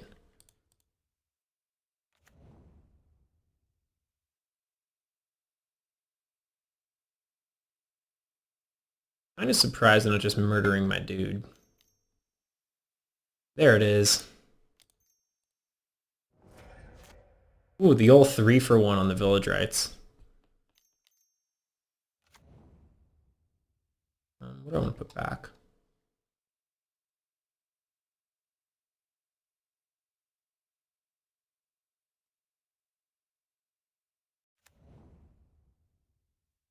That is a little bit awkward. Oh, I totally just bricked. That's the wrong land. I'm just going to get rid of this Chittering Rats. Big misplay there. Let's get a swamp, I guess. A plains. I'll just get a plains. I should have played the Plains and played the Breathless Knight. Wow, look at that. I hate them drawing 2 cards off of that. No creatures on board. Let's hope he can't just kill both of my things. We really need to take the Monarch from him.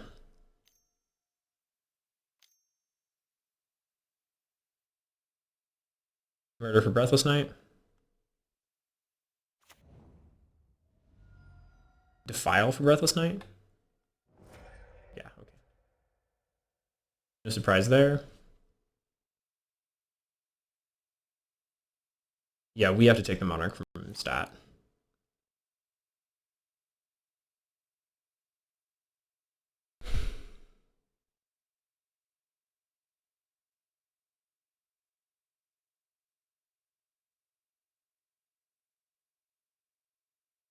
So I can Journey to Nowhere, pop Clue. I can swing with Lunarch Veteran, Search Party Captain.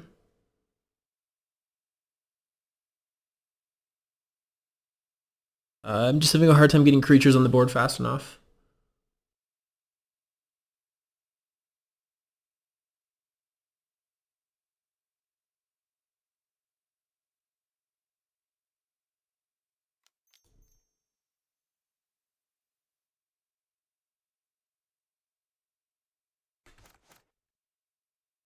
Let's pop the Clue. Let's do that.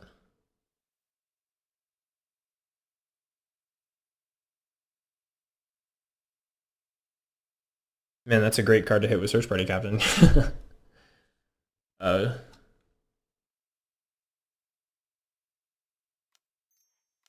Shoot. That didn't play out like I wanted it to.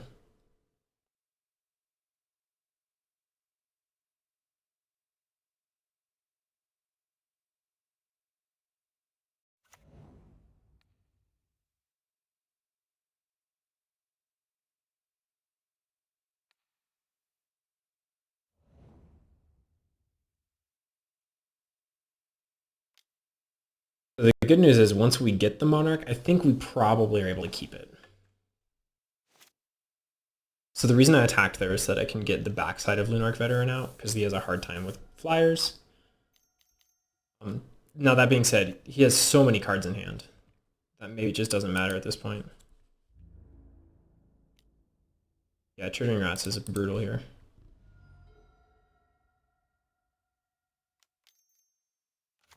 He's able to control the pace of the game so well.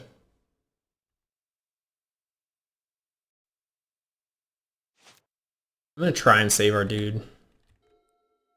I think if he tries to kill it, I go to Ephemerate it.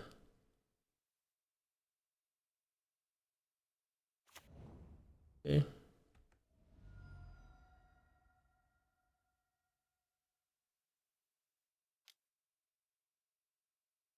He uses so many cards in hand. I'm supposed to be hitting him. Yeah, I thought so. Okay. Well, this feels bad. So this flips it, which is not nothing. Okay, so he maybe also has Snuff out. Wow. Okay, so we kept a slow hand. We knew it was a slow hand. And we are definitely getting punished for it.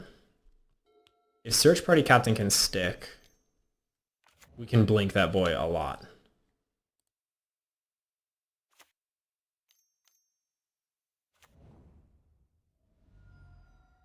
Yeah, okay, so look, Mono Black is doing the absolute best it can right now. And I do want to say that I still don't think it's that impressive.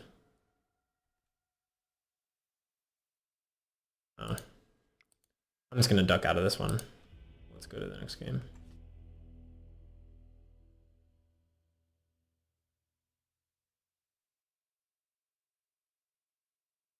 Yeah, he just had an annoying amount of early plays. We weren't able to deploy any aggressive threats and get our feet under us.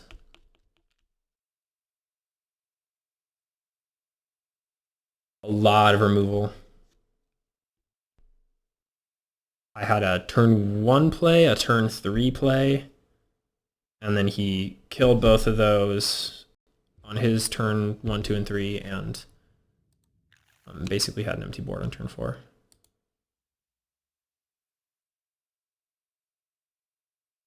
This is fine. It's not great, but it's fine. Wish I had another creature in it. Thorn of the Black Rose makes me sad. I think this does the least in the hand right now. I want to draw that late game after a board stall. Not start with it on the battlefield.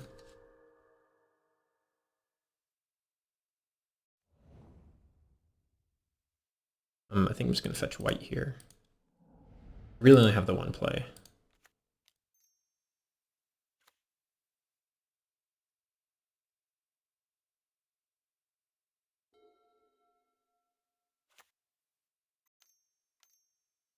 Sign and blood yourself. Don't kill my thing.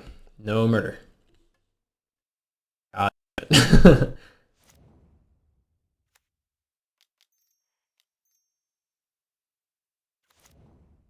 I realize I may be playing into his removal here.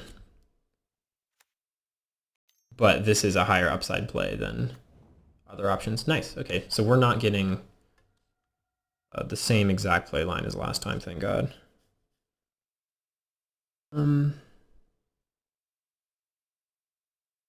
I don't think I need to get Lunarch Veteran back right now.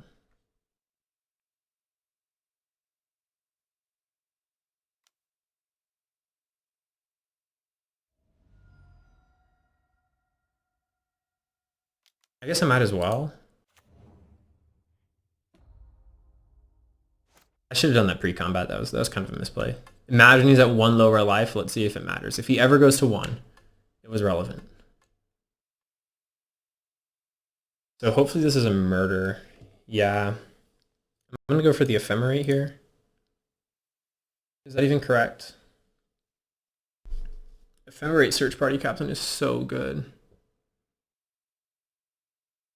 Breathless Knight is so good.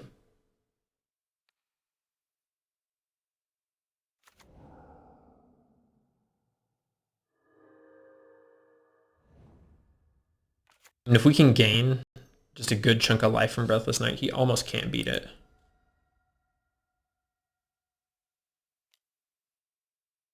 I don't really see the logic in swinging here, full disclosure.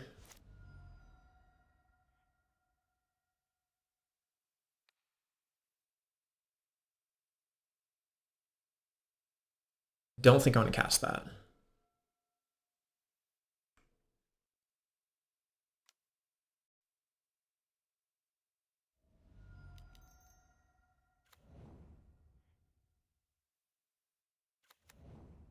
Okay, I think I want to hold up Village Rites.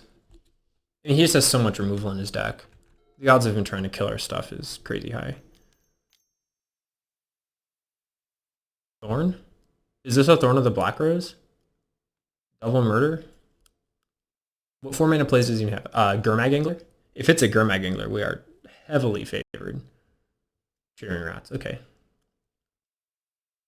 Well, I expected the crap out of that card. It was anticipated. I think I'll put Rights back on top. It doesn't matter, I'm drawing it next turn.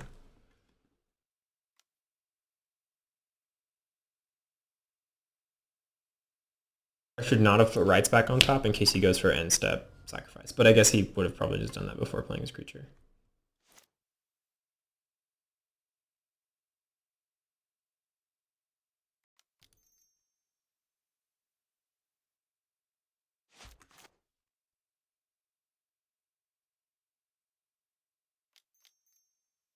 Yeah, I'm gonna journey his Crypt Rats here. I just really don't want to go into the yard.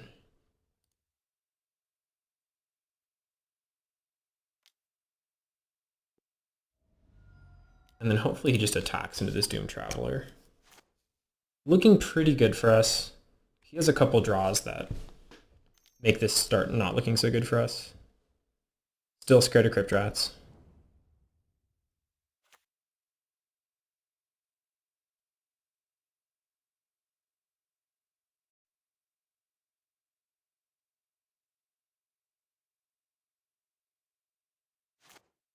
Not going to sack on end step. We don't need to dig for anything right now. We have a advantageous board state.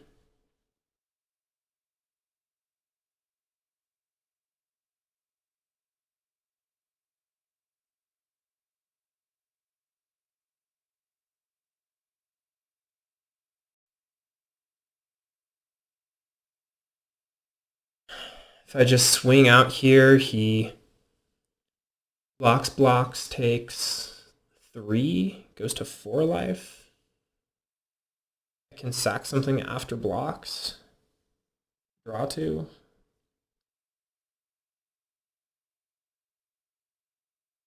Gonna take 3, he might take 2.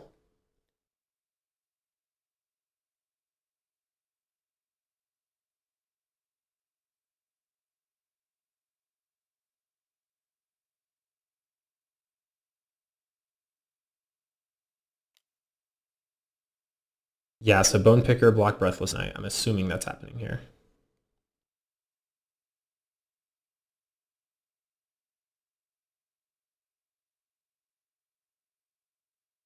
Murder Breathless Knight.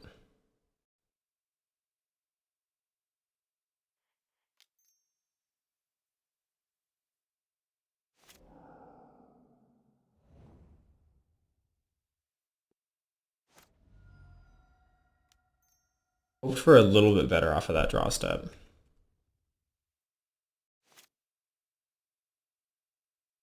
We do have them on the back foot. He is at 5 mana, so now we could start seeing just Gray Merchant after Gray Merchant after Gray Merchant.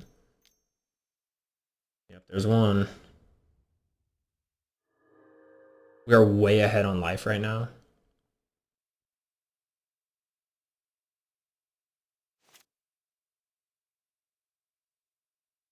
I do love my Lunarch Veterans.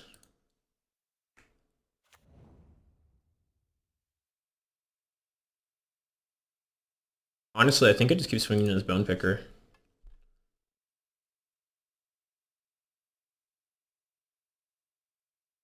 I don't see a good reason for trying to hold these back as blockers, because frankly, they're not good blockers.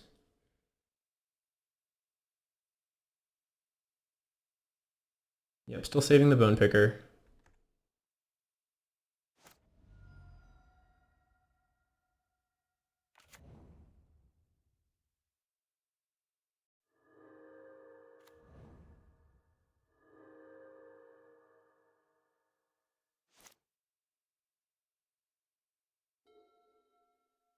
If we needed to draw cards, that draw cards. The Ephemerate not hitting Search Party Captain was, I think, the misplay that might cost us this game. Unless Breathless Knight wins the game, in which case we're doing fine, right? Okay, Thorn. So we're going to become the Monarch. Something has to change for us to not become the Monarch. And I know what you're drawing. You're drawing Phyrexian Rager. Not a Crypt Rats. You're blowing something up for big. Alright, that happens.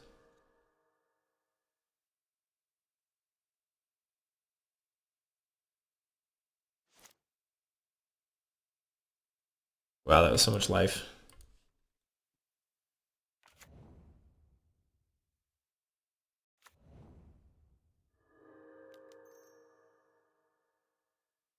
Oh. Mind if I do?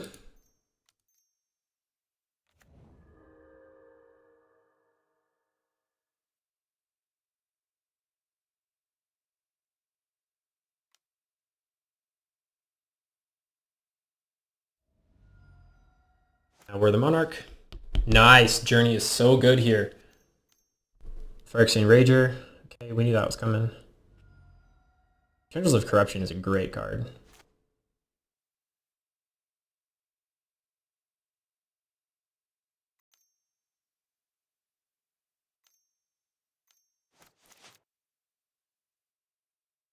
What is happening over there?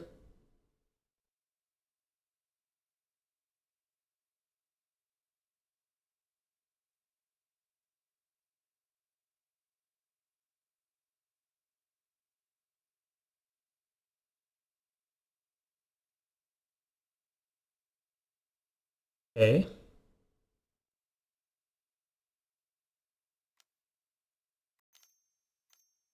Yeah, bud.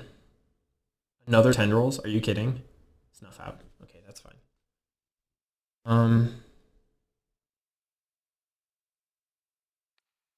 We're gonna trade the Monarch again, it looks like.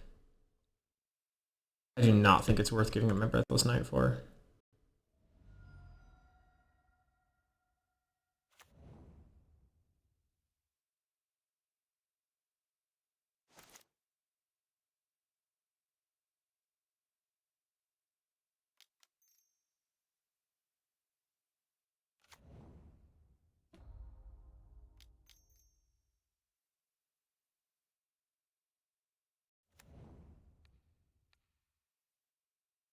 Get that thing out of here. Another veteran. So Lunarch Veteran's really showing its versatility right now, right?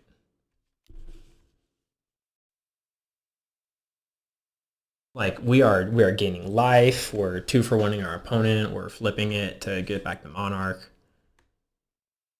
I'm just crazy impressed with that card. He does have 3 attackers and we have 2 blockers, so he's swinging out at us for the Monarch. We are drawing freaking land. I'm assuming it's all coming. Yeah, they're there. Okay, maybe not.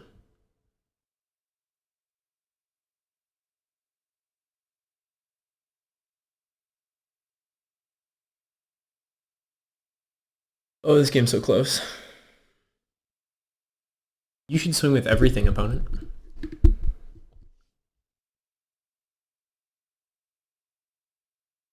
No swings. Post-combat Crypt Rats? I don't know why he would go no attacks there.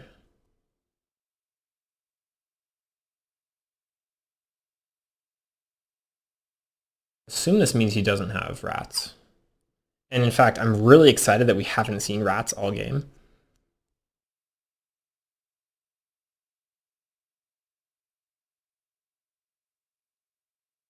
He is thinking way too hard about this combat. You either take back the Monarch or you don't.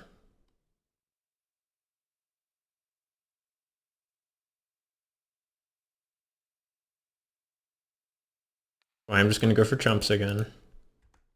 I think the Monarch is more important.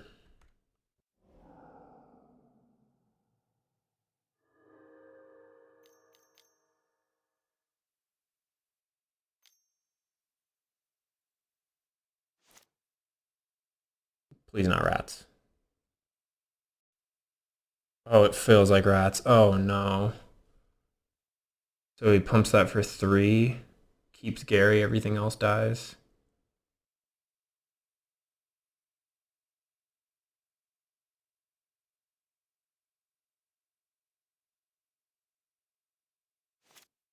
Burn spell.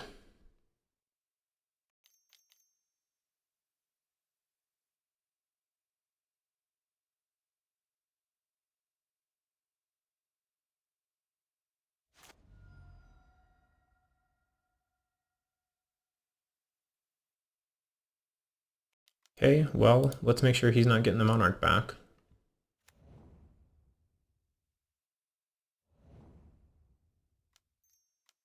Get out our last duder. And let's see how this goes.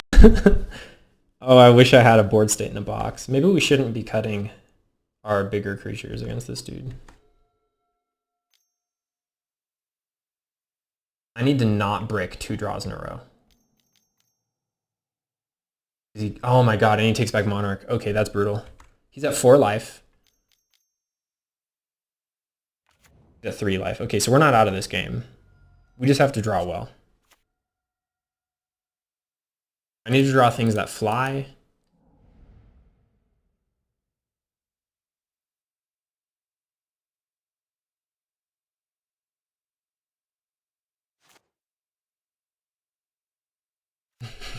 Well, that's not it.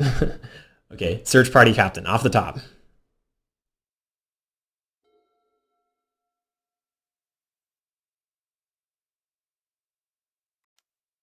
We have a lot of turns to get back into it now, but he could just bury us in cards. Not Gary. Another Thorn, okay. Oh, this is going to be so close. Search Party Captain. Loyal Cathar. Basically Search Party Captain, right?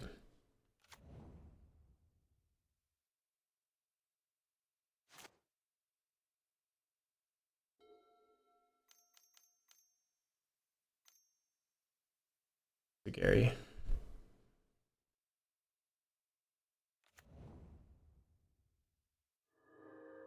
Gary's what gets us out of this game. So we had a really close fight in the middle there. I wonder if I ruined it with that Breathless Knight play early game. I would really like to go back to the start of this game and see what happens if I play differently with Breathless Knight.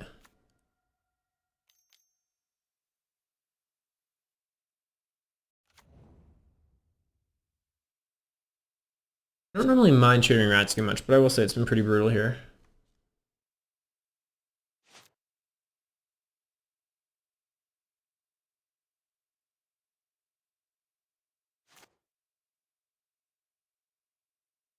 Yeah, Crypt Rats is a good card. We basically needed to fade Crypt Rats that whole game.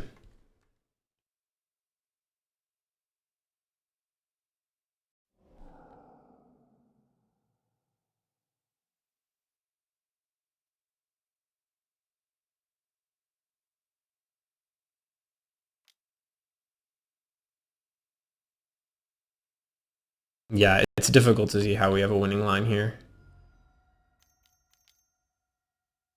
I think this game is very winnable. This matchup is very winnable. I think we drew too many lands, and I think maybe we needed to keep in our bigger threats, which is kind of counterintuitive to me. Journey doesn't do it.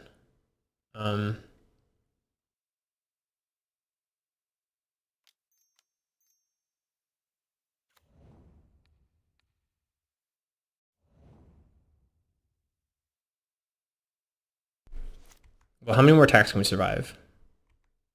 2?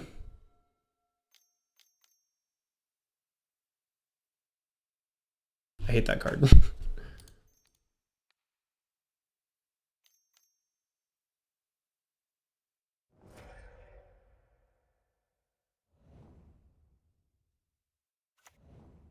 For some reason, every time I play against Chittering Rats, they never have one. I'm always playing against like 3 Chittering Rats in a row. Yeah, we're losing this. Well, it was a close game. And I think we're favored in this matchup. We just need them to not have, ungodly late game there. Close rounds.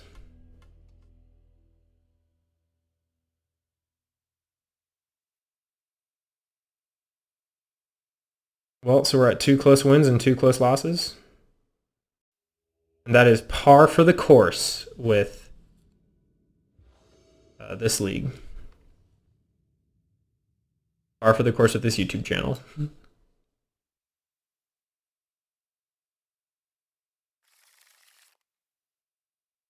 Oh my god.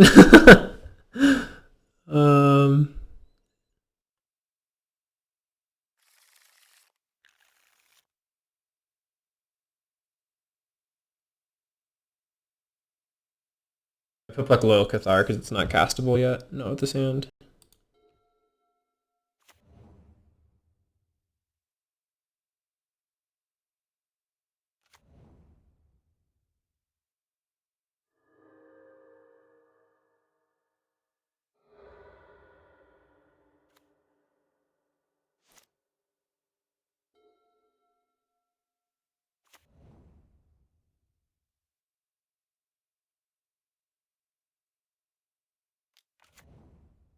Yeah, unfortunately, I don't know if there's anything in the game that protects us against Crypt Rats.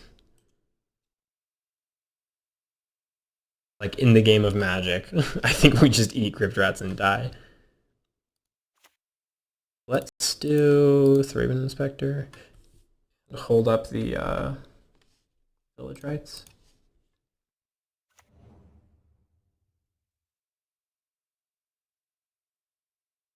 And we're going to see what color he fetches with Evolving Wilds. I'm guessing he's going for Island. Swamp. Okay, so he's Dimir Fairies. I've had good matches against them in testing, but they're a very consistent deck. They're very punishing if you stumble. I'm definitely one to always be looking at for the classic what's the best deck in this format discussion. It's usually some flavor of fairies.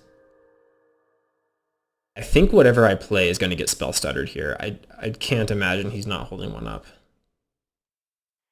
I think I want to play the creature that gets graveyard value, and then he's going to spell stutter it.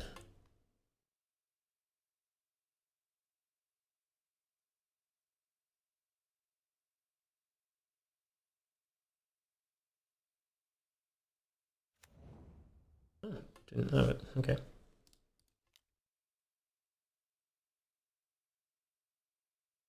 I'm sorry, so the card that I'm thinking about that's in their hand, I should explain, is a Spell Stutter Sprite. It is a 2-mana fairy that counters target spell when it enters the battlefield, equal to the number of fairies that you control, which typically they control 1 or 2 fairies, so they can counter all of your 1 or 2 mana plays, which includes, basically our whole threat package. So if he counters Thraben Inspector, we don't get any value out of it, and he keeps the 1/1. If he counters Lunarch Veteran, we can disturb it from our graveyard and potentially still get some value out of the card, which is why I ran it out first. If he was going to spell set or something, Lunarch Veteran would have been the correct play. I will say that if he spell starters Village Rites, that's a pretty big blowout on us, so let's hope the game doesn't ever drive itself to that point. I really hate that he's just passing here. Why does he just keep passing?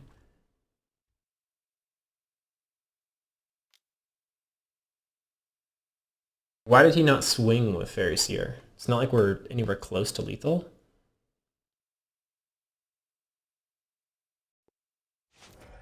Definitely not blocking there. Let's just disturb that, I think. I need him to not hold up mana.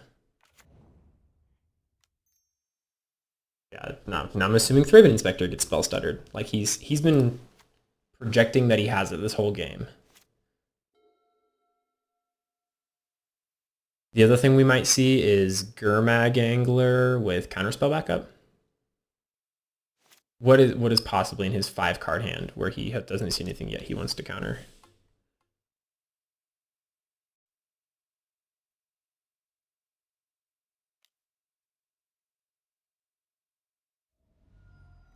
I think I just want to pop a clue and try and find a land. Oh, beautiful. Okay, this is probably getting countered.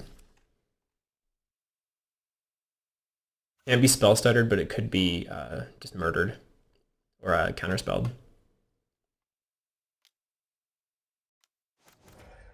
Okay, so he had some nastiness hiding in his hand for my creatures. Glad I didn't play out the Lunarch Veterans. That would have been awkward.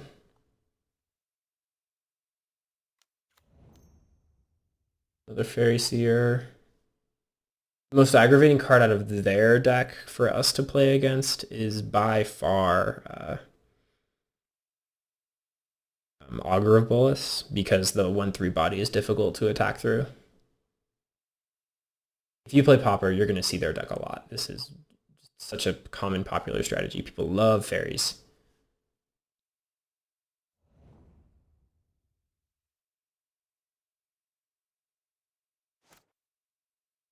Land, nice. So I think I'm going to run out another veteran.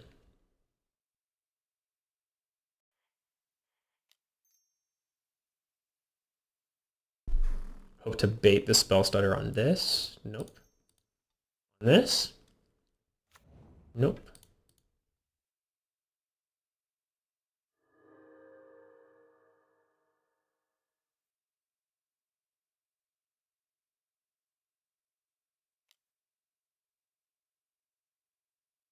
Could just be holding up Cast Down. Cast Down Search Party Captain. That play wouldn't surprise me. I'm sensing he wants to trade Luminous Phantom on Fairy Seer, so let's expect to see that play.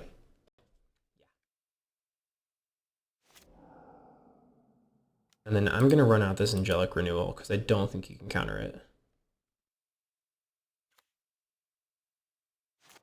So now if he goes for a murder on Search Party Captain, I can just bring it back.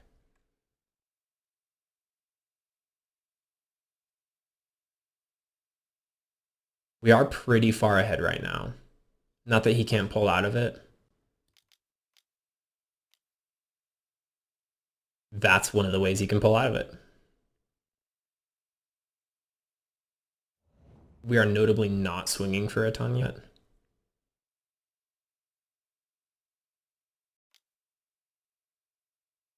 Tap out was bold. I don't think I would have tapped out if I was him. Okay, still has Island. Wow, okay. He's going for it.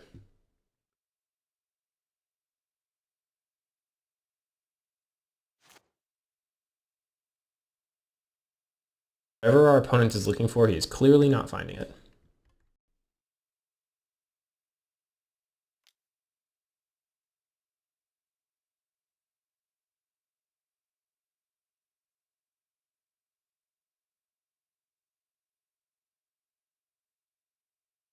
I think I just want to get his Seer off the board.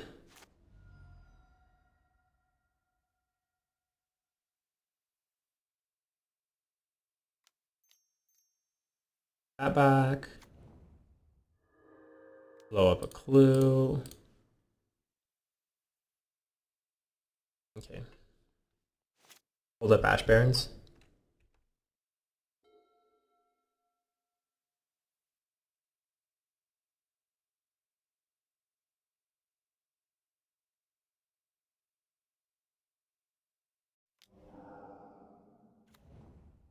Expected that one.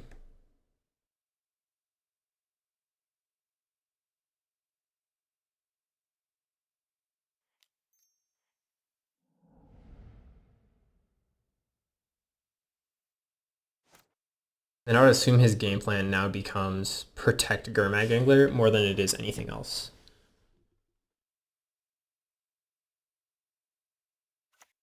I sort of think we want to throw out some like juicy counterspell targets.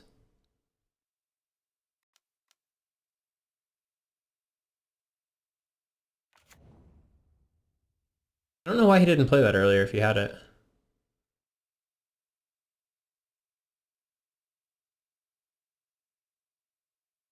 He hasn't played a single hard counterspell yet. What would I rather have, 2 cards or Lunarch Veteran? Let's try to Journey Gurmangler.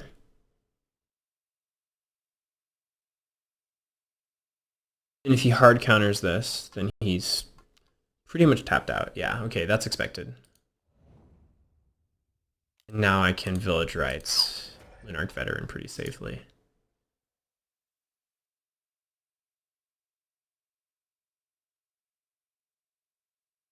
Really? Wow.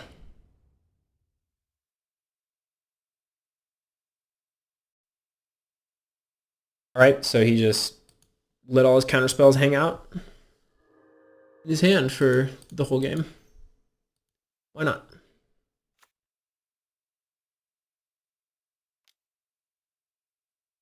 Now we're both hellbent.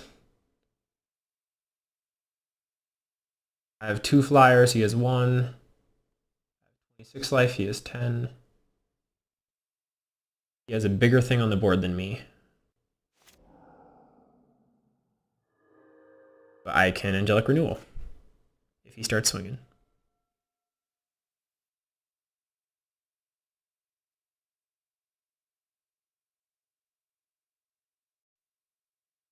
I didn't think so. This is going to be a really weird endgame. I haven't had a match go long like this.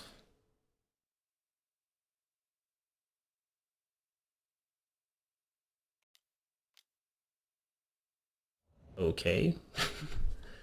Did you just hard counter Doom Traveler? What is happening?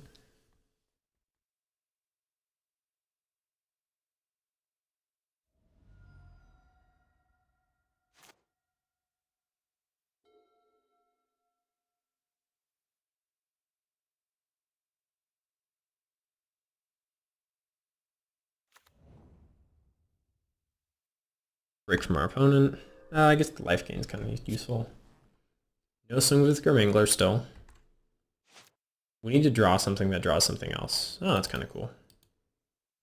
Okay, we know we're getting this off.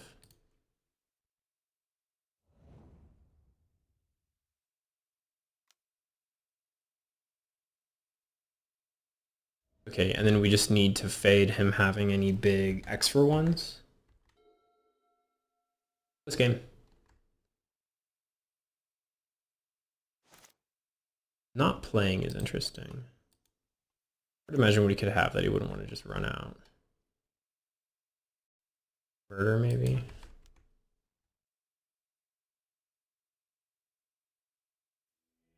Okay. All the writing on the wall there. So, we know he's fairies. We know he's got kind of a graveyard-centric plan. I really don't like... I know the card's a house, but I do not like playing Soul of Migration against a deck that's full of counterspells. This seems like it's a pretty big liability.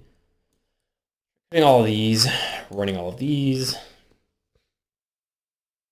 The usual cuts, like this.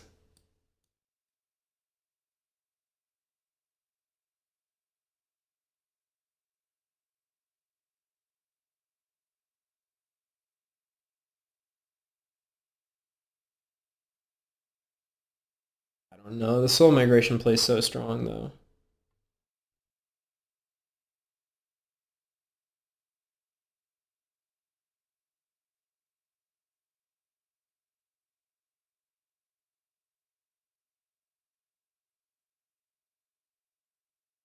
Let's try it like this. This might be wrong. We're up a game and we're not 5-0ing the league, so we have a little bit of room to play here. I think we're doing well in this league. We're just definitely not 5-0, right? We already lost 2.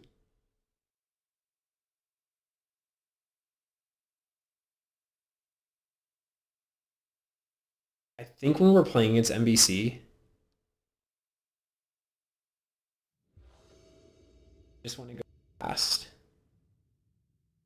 The deck is very slow.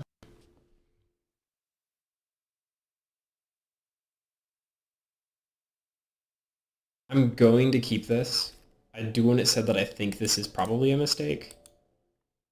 It's true that Village Rites is a great draw spell, but usually they start holding up mana on turn 2 as soon as they can. So I don't think we're really going to be able to get off of Village Rites here.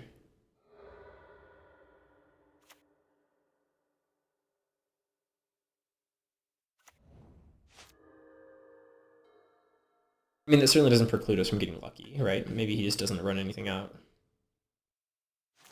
Yeah, so that's the spell stutter sprite I've ever seen someone spell stutter. Countered. Look at that. It's almost like I knew. I think it's still correct to play into it, because what I don't want is sacrificing all of my tempo.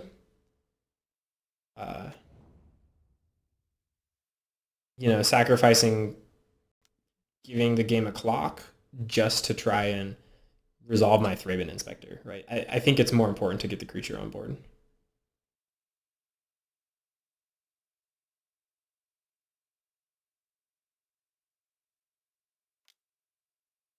Yeah, I would swing.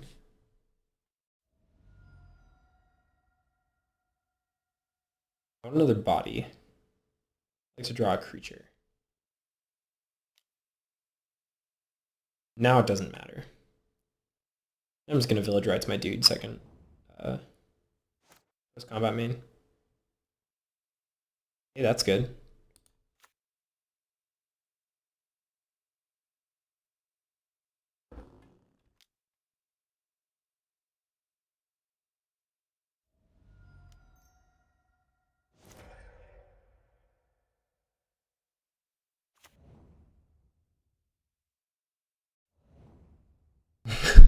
What a draw, ladies and gentlemen. What a draw.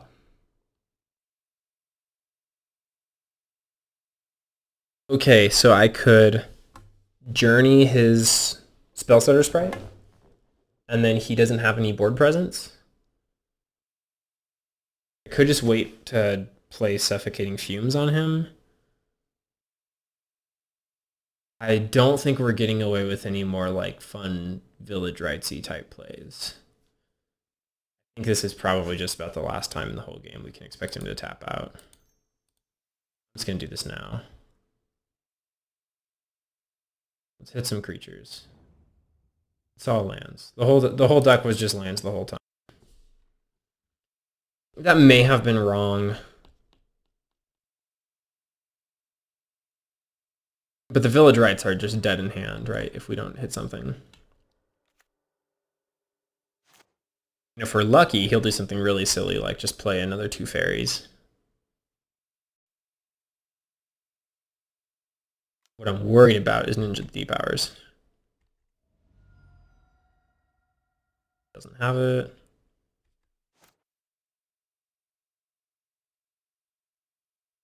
Yeah, so imagine in your head right now if we were a blue deck.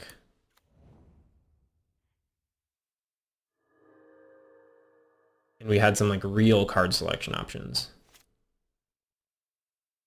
Like if we could play Ponder and Preordain instead of Village Rights. Or Ponder and Preordain alongside Village Rights. What that would be doing for this game right now.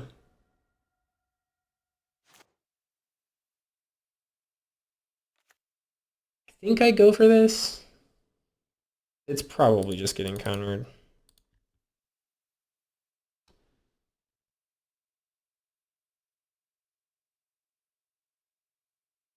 It's correct to go for it though, right? Like you don't want to just let the deck full of counter spells just sit back on their counter spells. You want to force them to have it.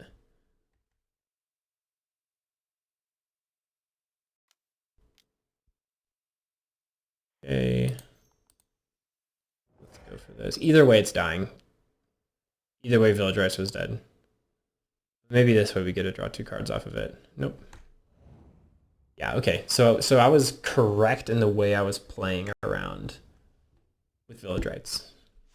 Because he did have a counter spell. So at least the way that I did it, I was able to draw 4 cards, whereas otherwise I would have just lost my creature with no upside.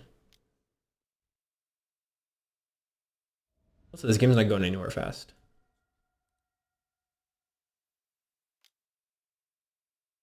Not Augur of Bolas, please. You get what you ask for. It's not Augur of Bolas. That's also not Augur of Bolas. I think I'm supposed to be happy. Let's journey this.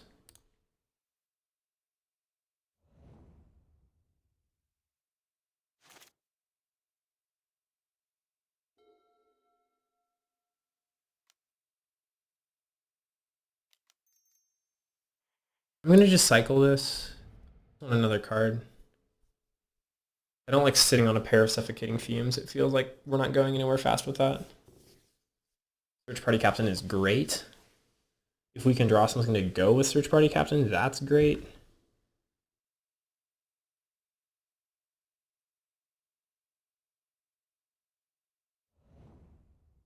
Preordain, good magic card, as it happens. Ponder, good magic card. So Preordain and Ponder, what my opponent do is, for 1 blue mana, basically make it so that he draws the cards he wants and not the cards he doesn't. Which is, you might see as low impact, but like imagine if, we were able to put some of these lands on the bottom of our deck instead of just hard drawing them. And if we could have converted them into creatures, like where we'd be versus right now. I'm guessing this is getting countered, right?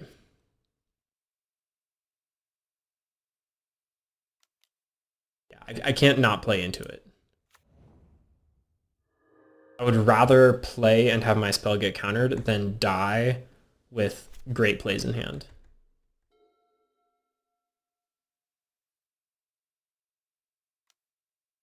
I mean, he only has 4 copies. We've seen 2 of them.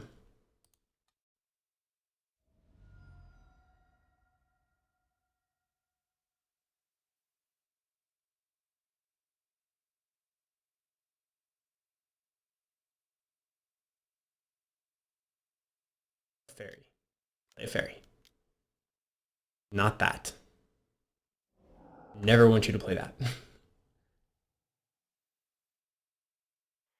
Okay, so we are sort of just getting buried under our poor draws, unfortunately.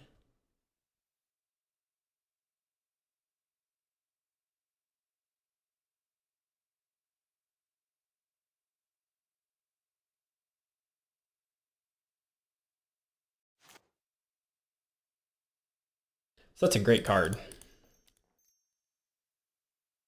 Can he convert into something else good? Or is it another land? Lunarch Veteran, that's something. I can block with that for a turn.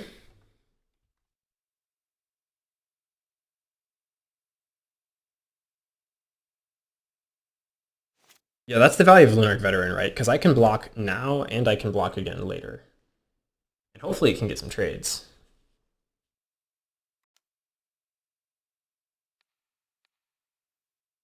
I'm just taking the 3, I'm not worried about it.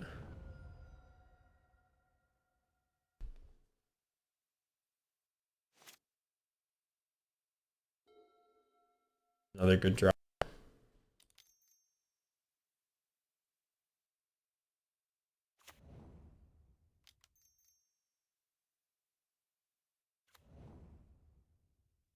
I'm going to attack. Get it.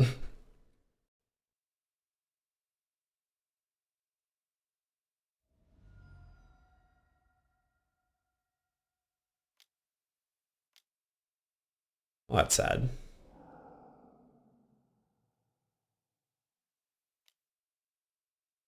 To be fair, we did just eat a cast down on our flipped creature.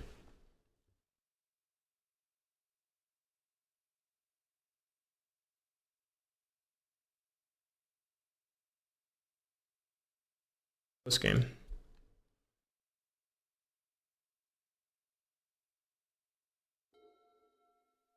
I should just yield to this turn.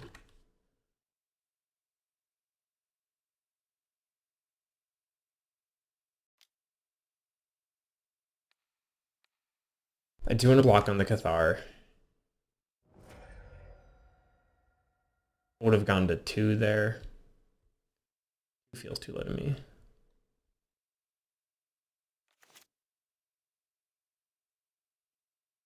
Wasn't a land. Pretty good.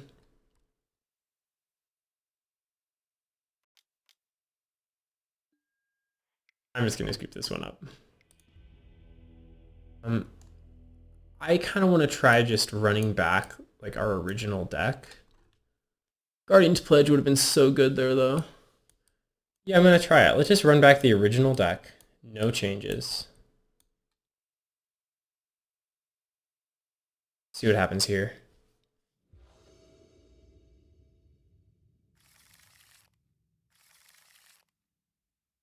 Too many lands.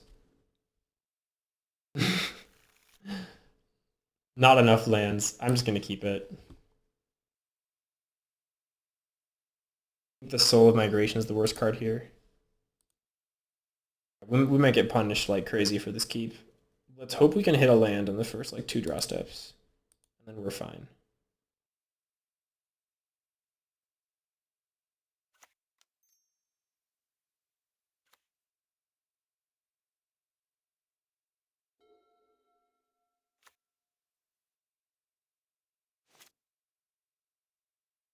Beautiful. All right. Well, we're in business.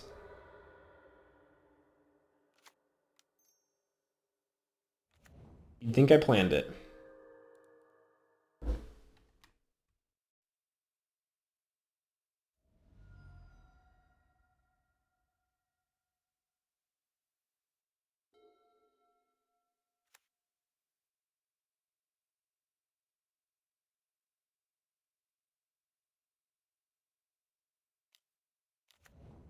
Yeah.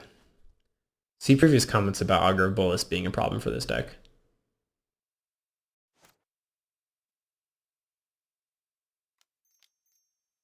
I'm just going to journey it. There are better targets. But I really hate Augur of Bolus.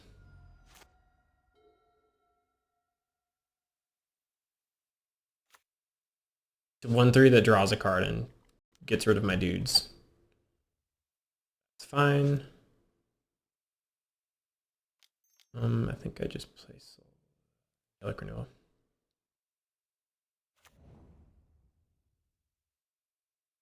All right, let's not draw our 7-drop on our 2-land keep.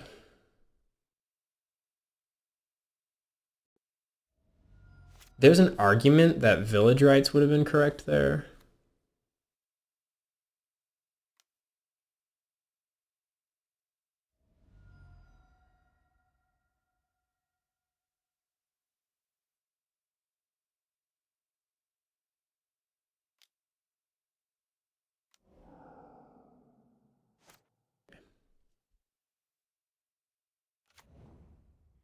We're getting closer.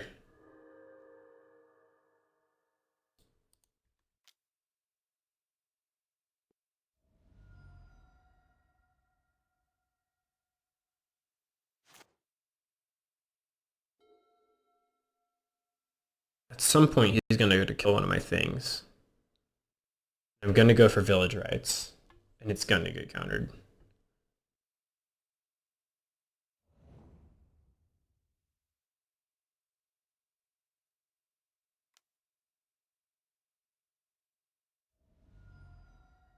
Play Augur.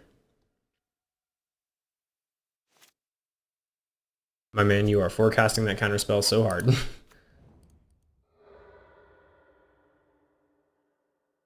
Telegraphing. The term is telegraphing. He's telegraphing his counterspell. All right. Get out of here, Breathless Knight. Who would have thought?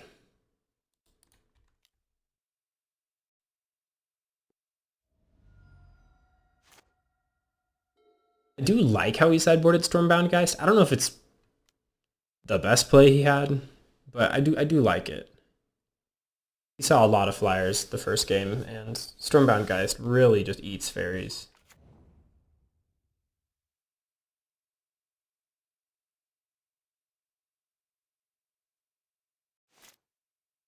Okay. I'm gonna go for Soul here. It might get countered. If it gets countered, we're in a bad spot, but it might not. You could just have Spell Stutter in hand. He didn't have it.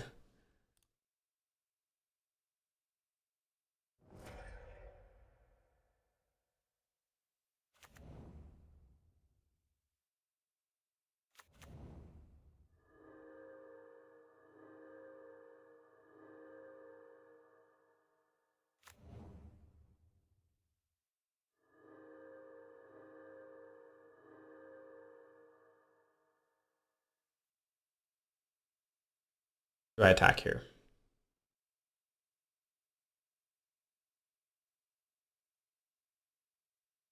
I guess I do, right? Because both of these flipping is fine. In fact, I almost prefer it if they flip. I'm fine with paying 2 mana to get back Lunarch Veteran. Please don't murder my Soul of Migration before I get down another Angelic Renewal.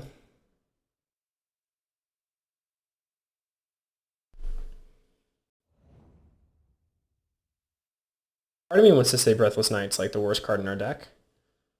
And the other part of me knows that Breathless Knight's been winning a lot of games. Telegraphing Counterspell again.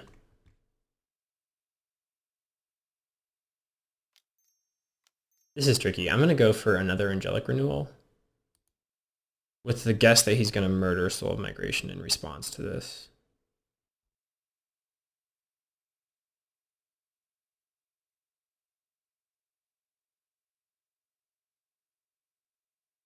Now he has to pick if he's killing that one creature or the whole board. There it is. Okay, I do have Village Rights. I would guess he has a Counterspell. I think I want to go for it anyways. If this resolves, I'm in a great spot.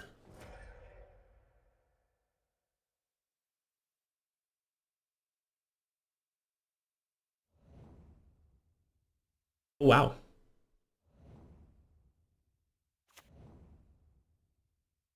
I can't believe all that hit.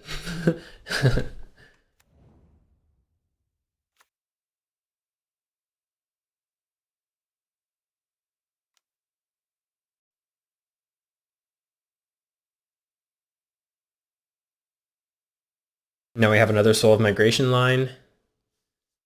He plays something that wipes our board, which feels pretty good.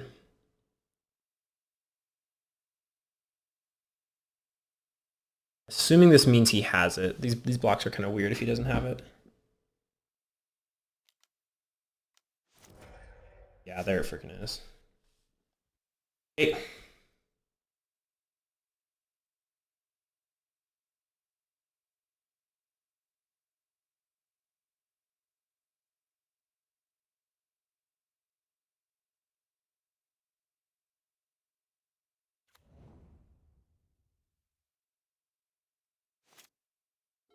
A weird play to give us the spirit token there.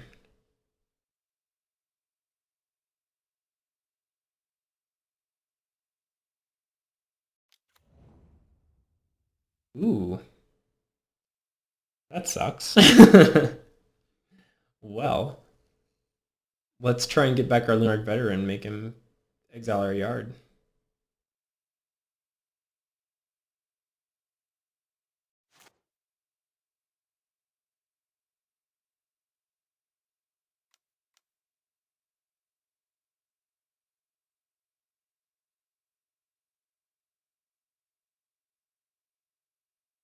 I need to bait counters here. I hate using the expression bait counters, but that really is what we're looking at doing. I want him to spend his cards on things that don't make him win the game so that we can win the game.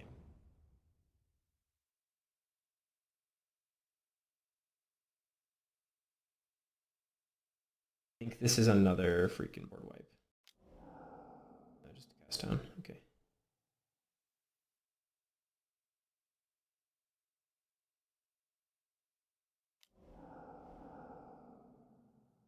That's awesome. Let's see some proactive plays from the opponent. Angler? No. Oh no, that was from exiling all the yards with Relic. Relic and Gurmag Angler in the same deck is pretty awkward. I'm not sure I'm a fan of that. Okay, so maybe we can do some cheeky stuff here. Please counterspell my Lunarch Veteran. Do it. Do it. Okay, there's that. And that pretty much means this is resolving.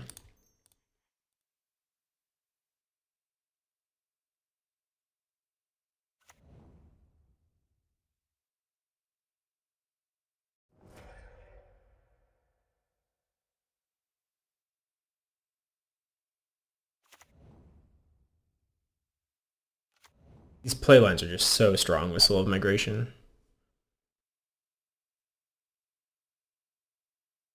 Like, what do you do about that board?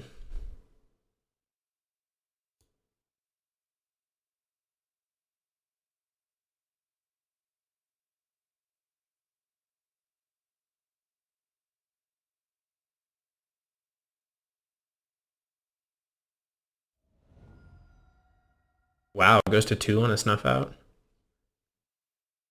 He must have, what's the name of the spell? Suffocating Fumes. He's got to have it. Otherwise, I don't know why he wouldn't just concede.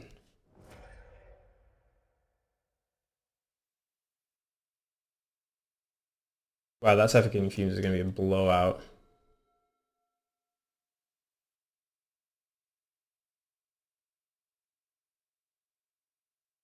If he has it.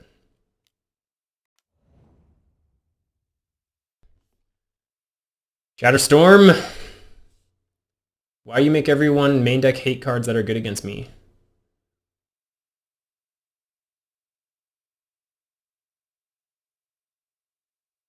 Why didn't Loyal Cathar return? Oh, there it is. Okay. I'm like, what the heck just happened? I think Clue first. Let's do Clue first. Okay, and then I like land cycling. Land. Let's get back our Lunarch Veteran.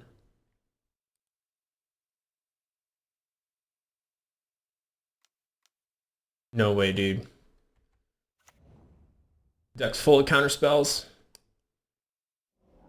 Let's get down our 3-minute inspector.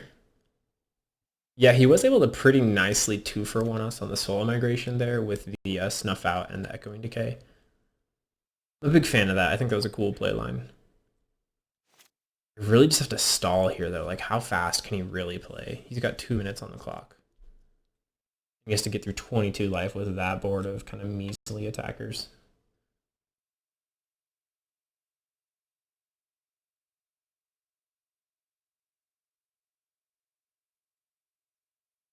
I think this means Ninja.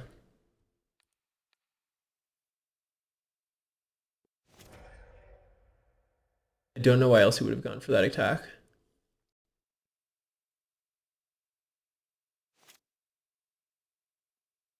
Land's a little awkward. Not another land, please. Gas. Figures. Staring contest. He's a little ahead on resources now, but he's so far behind on time.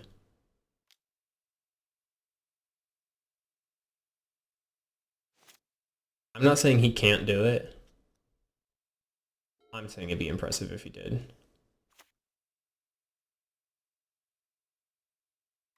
Okay, here's Ninja.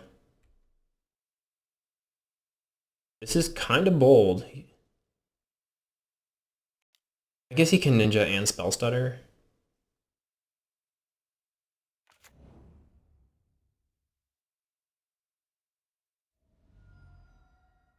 Kind of doubt he can do it in a minute and a half. Let's see. He's definitely ahead here. Like I said, I'm just looking at the clock up here. He is way behind on time. Like, if I were him, I wouldn't play any cards that make me scry. I wouldn't play any cards that make me make decisions. Like, Augur, you have to see 3 cards and pick one. That takes a second. And he doesn't have seconds.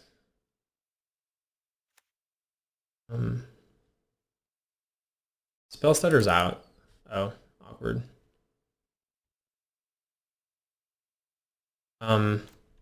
My second main? I don't know what happened there. I would have absolutely cast a spell.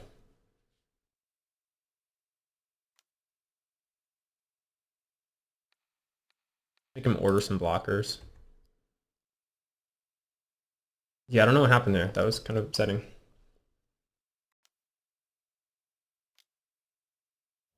That's fine.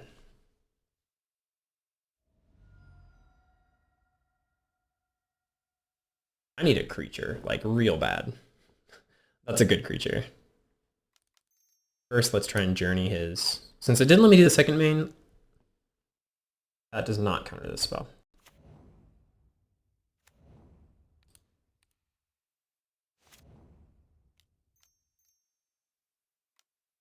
Here's my Breathless Knight. Yeah, Breathless Knight is the card that I'm like the least high on in this whole deck, honestly. I love the card. It was kind of the build around. It is just so slow.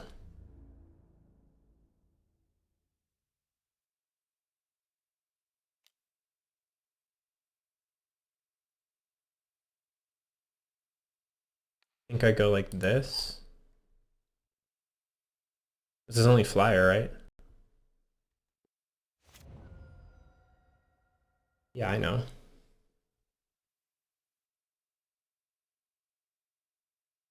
You're not winning in 20 seconds.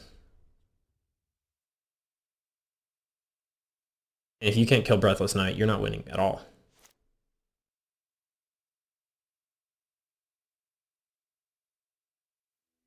All right, we got there. Okay, so pretty interesting league. 2 really close games, and 3 really good games where we were able to just kind of eke out value over our opponent.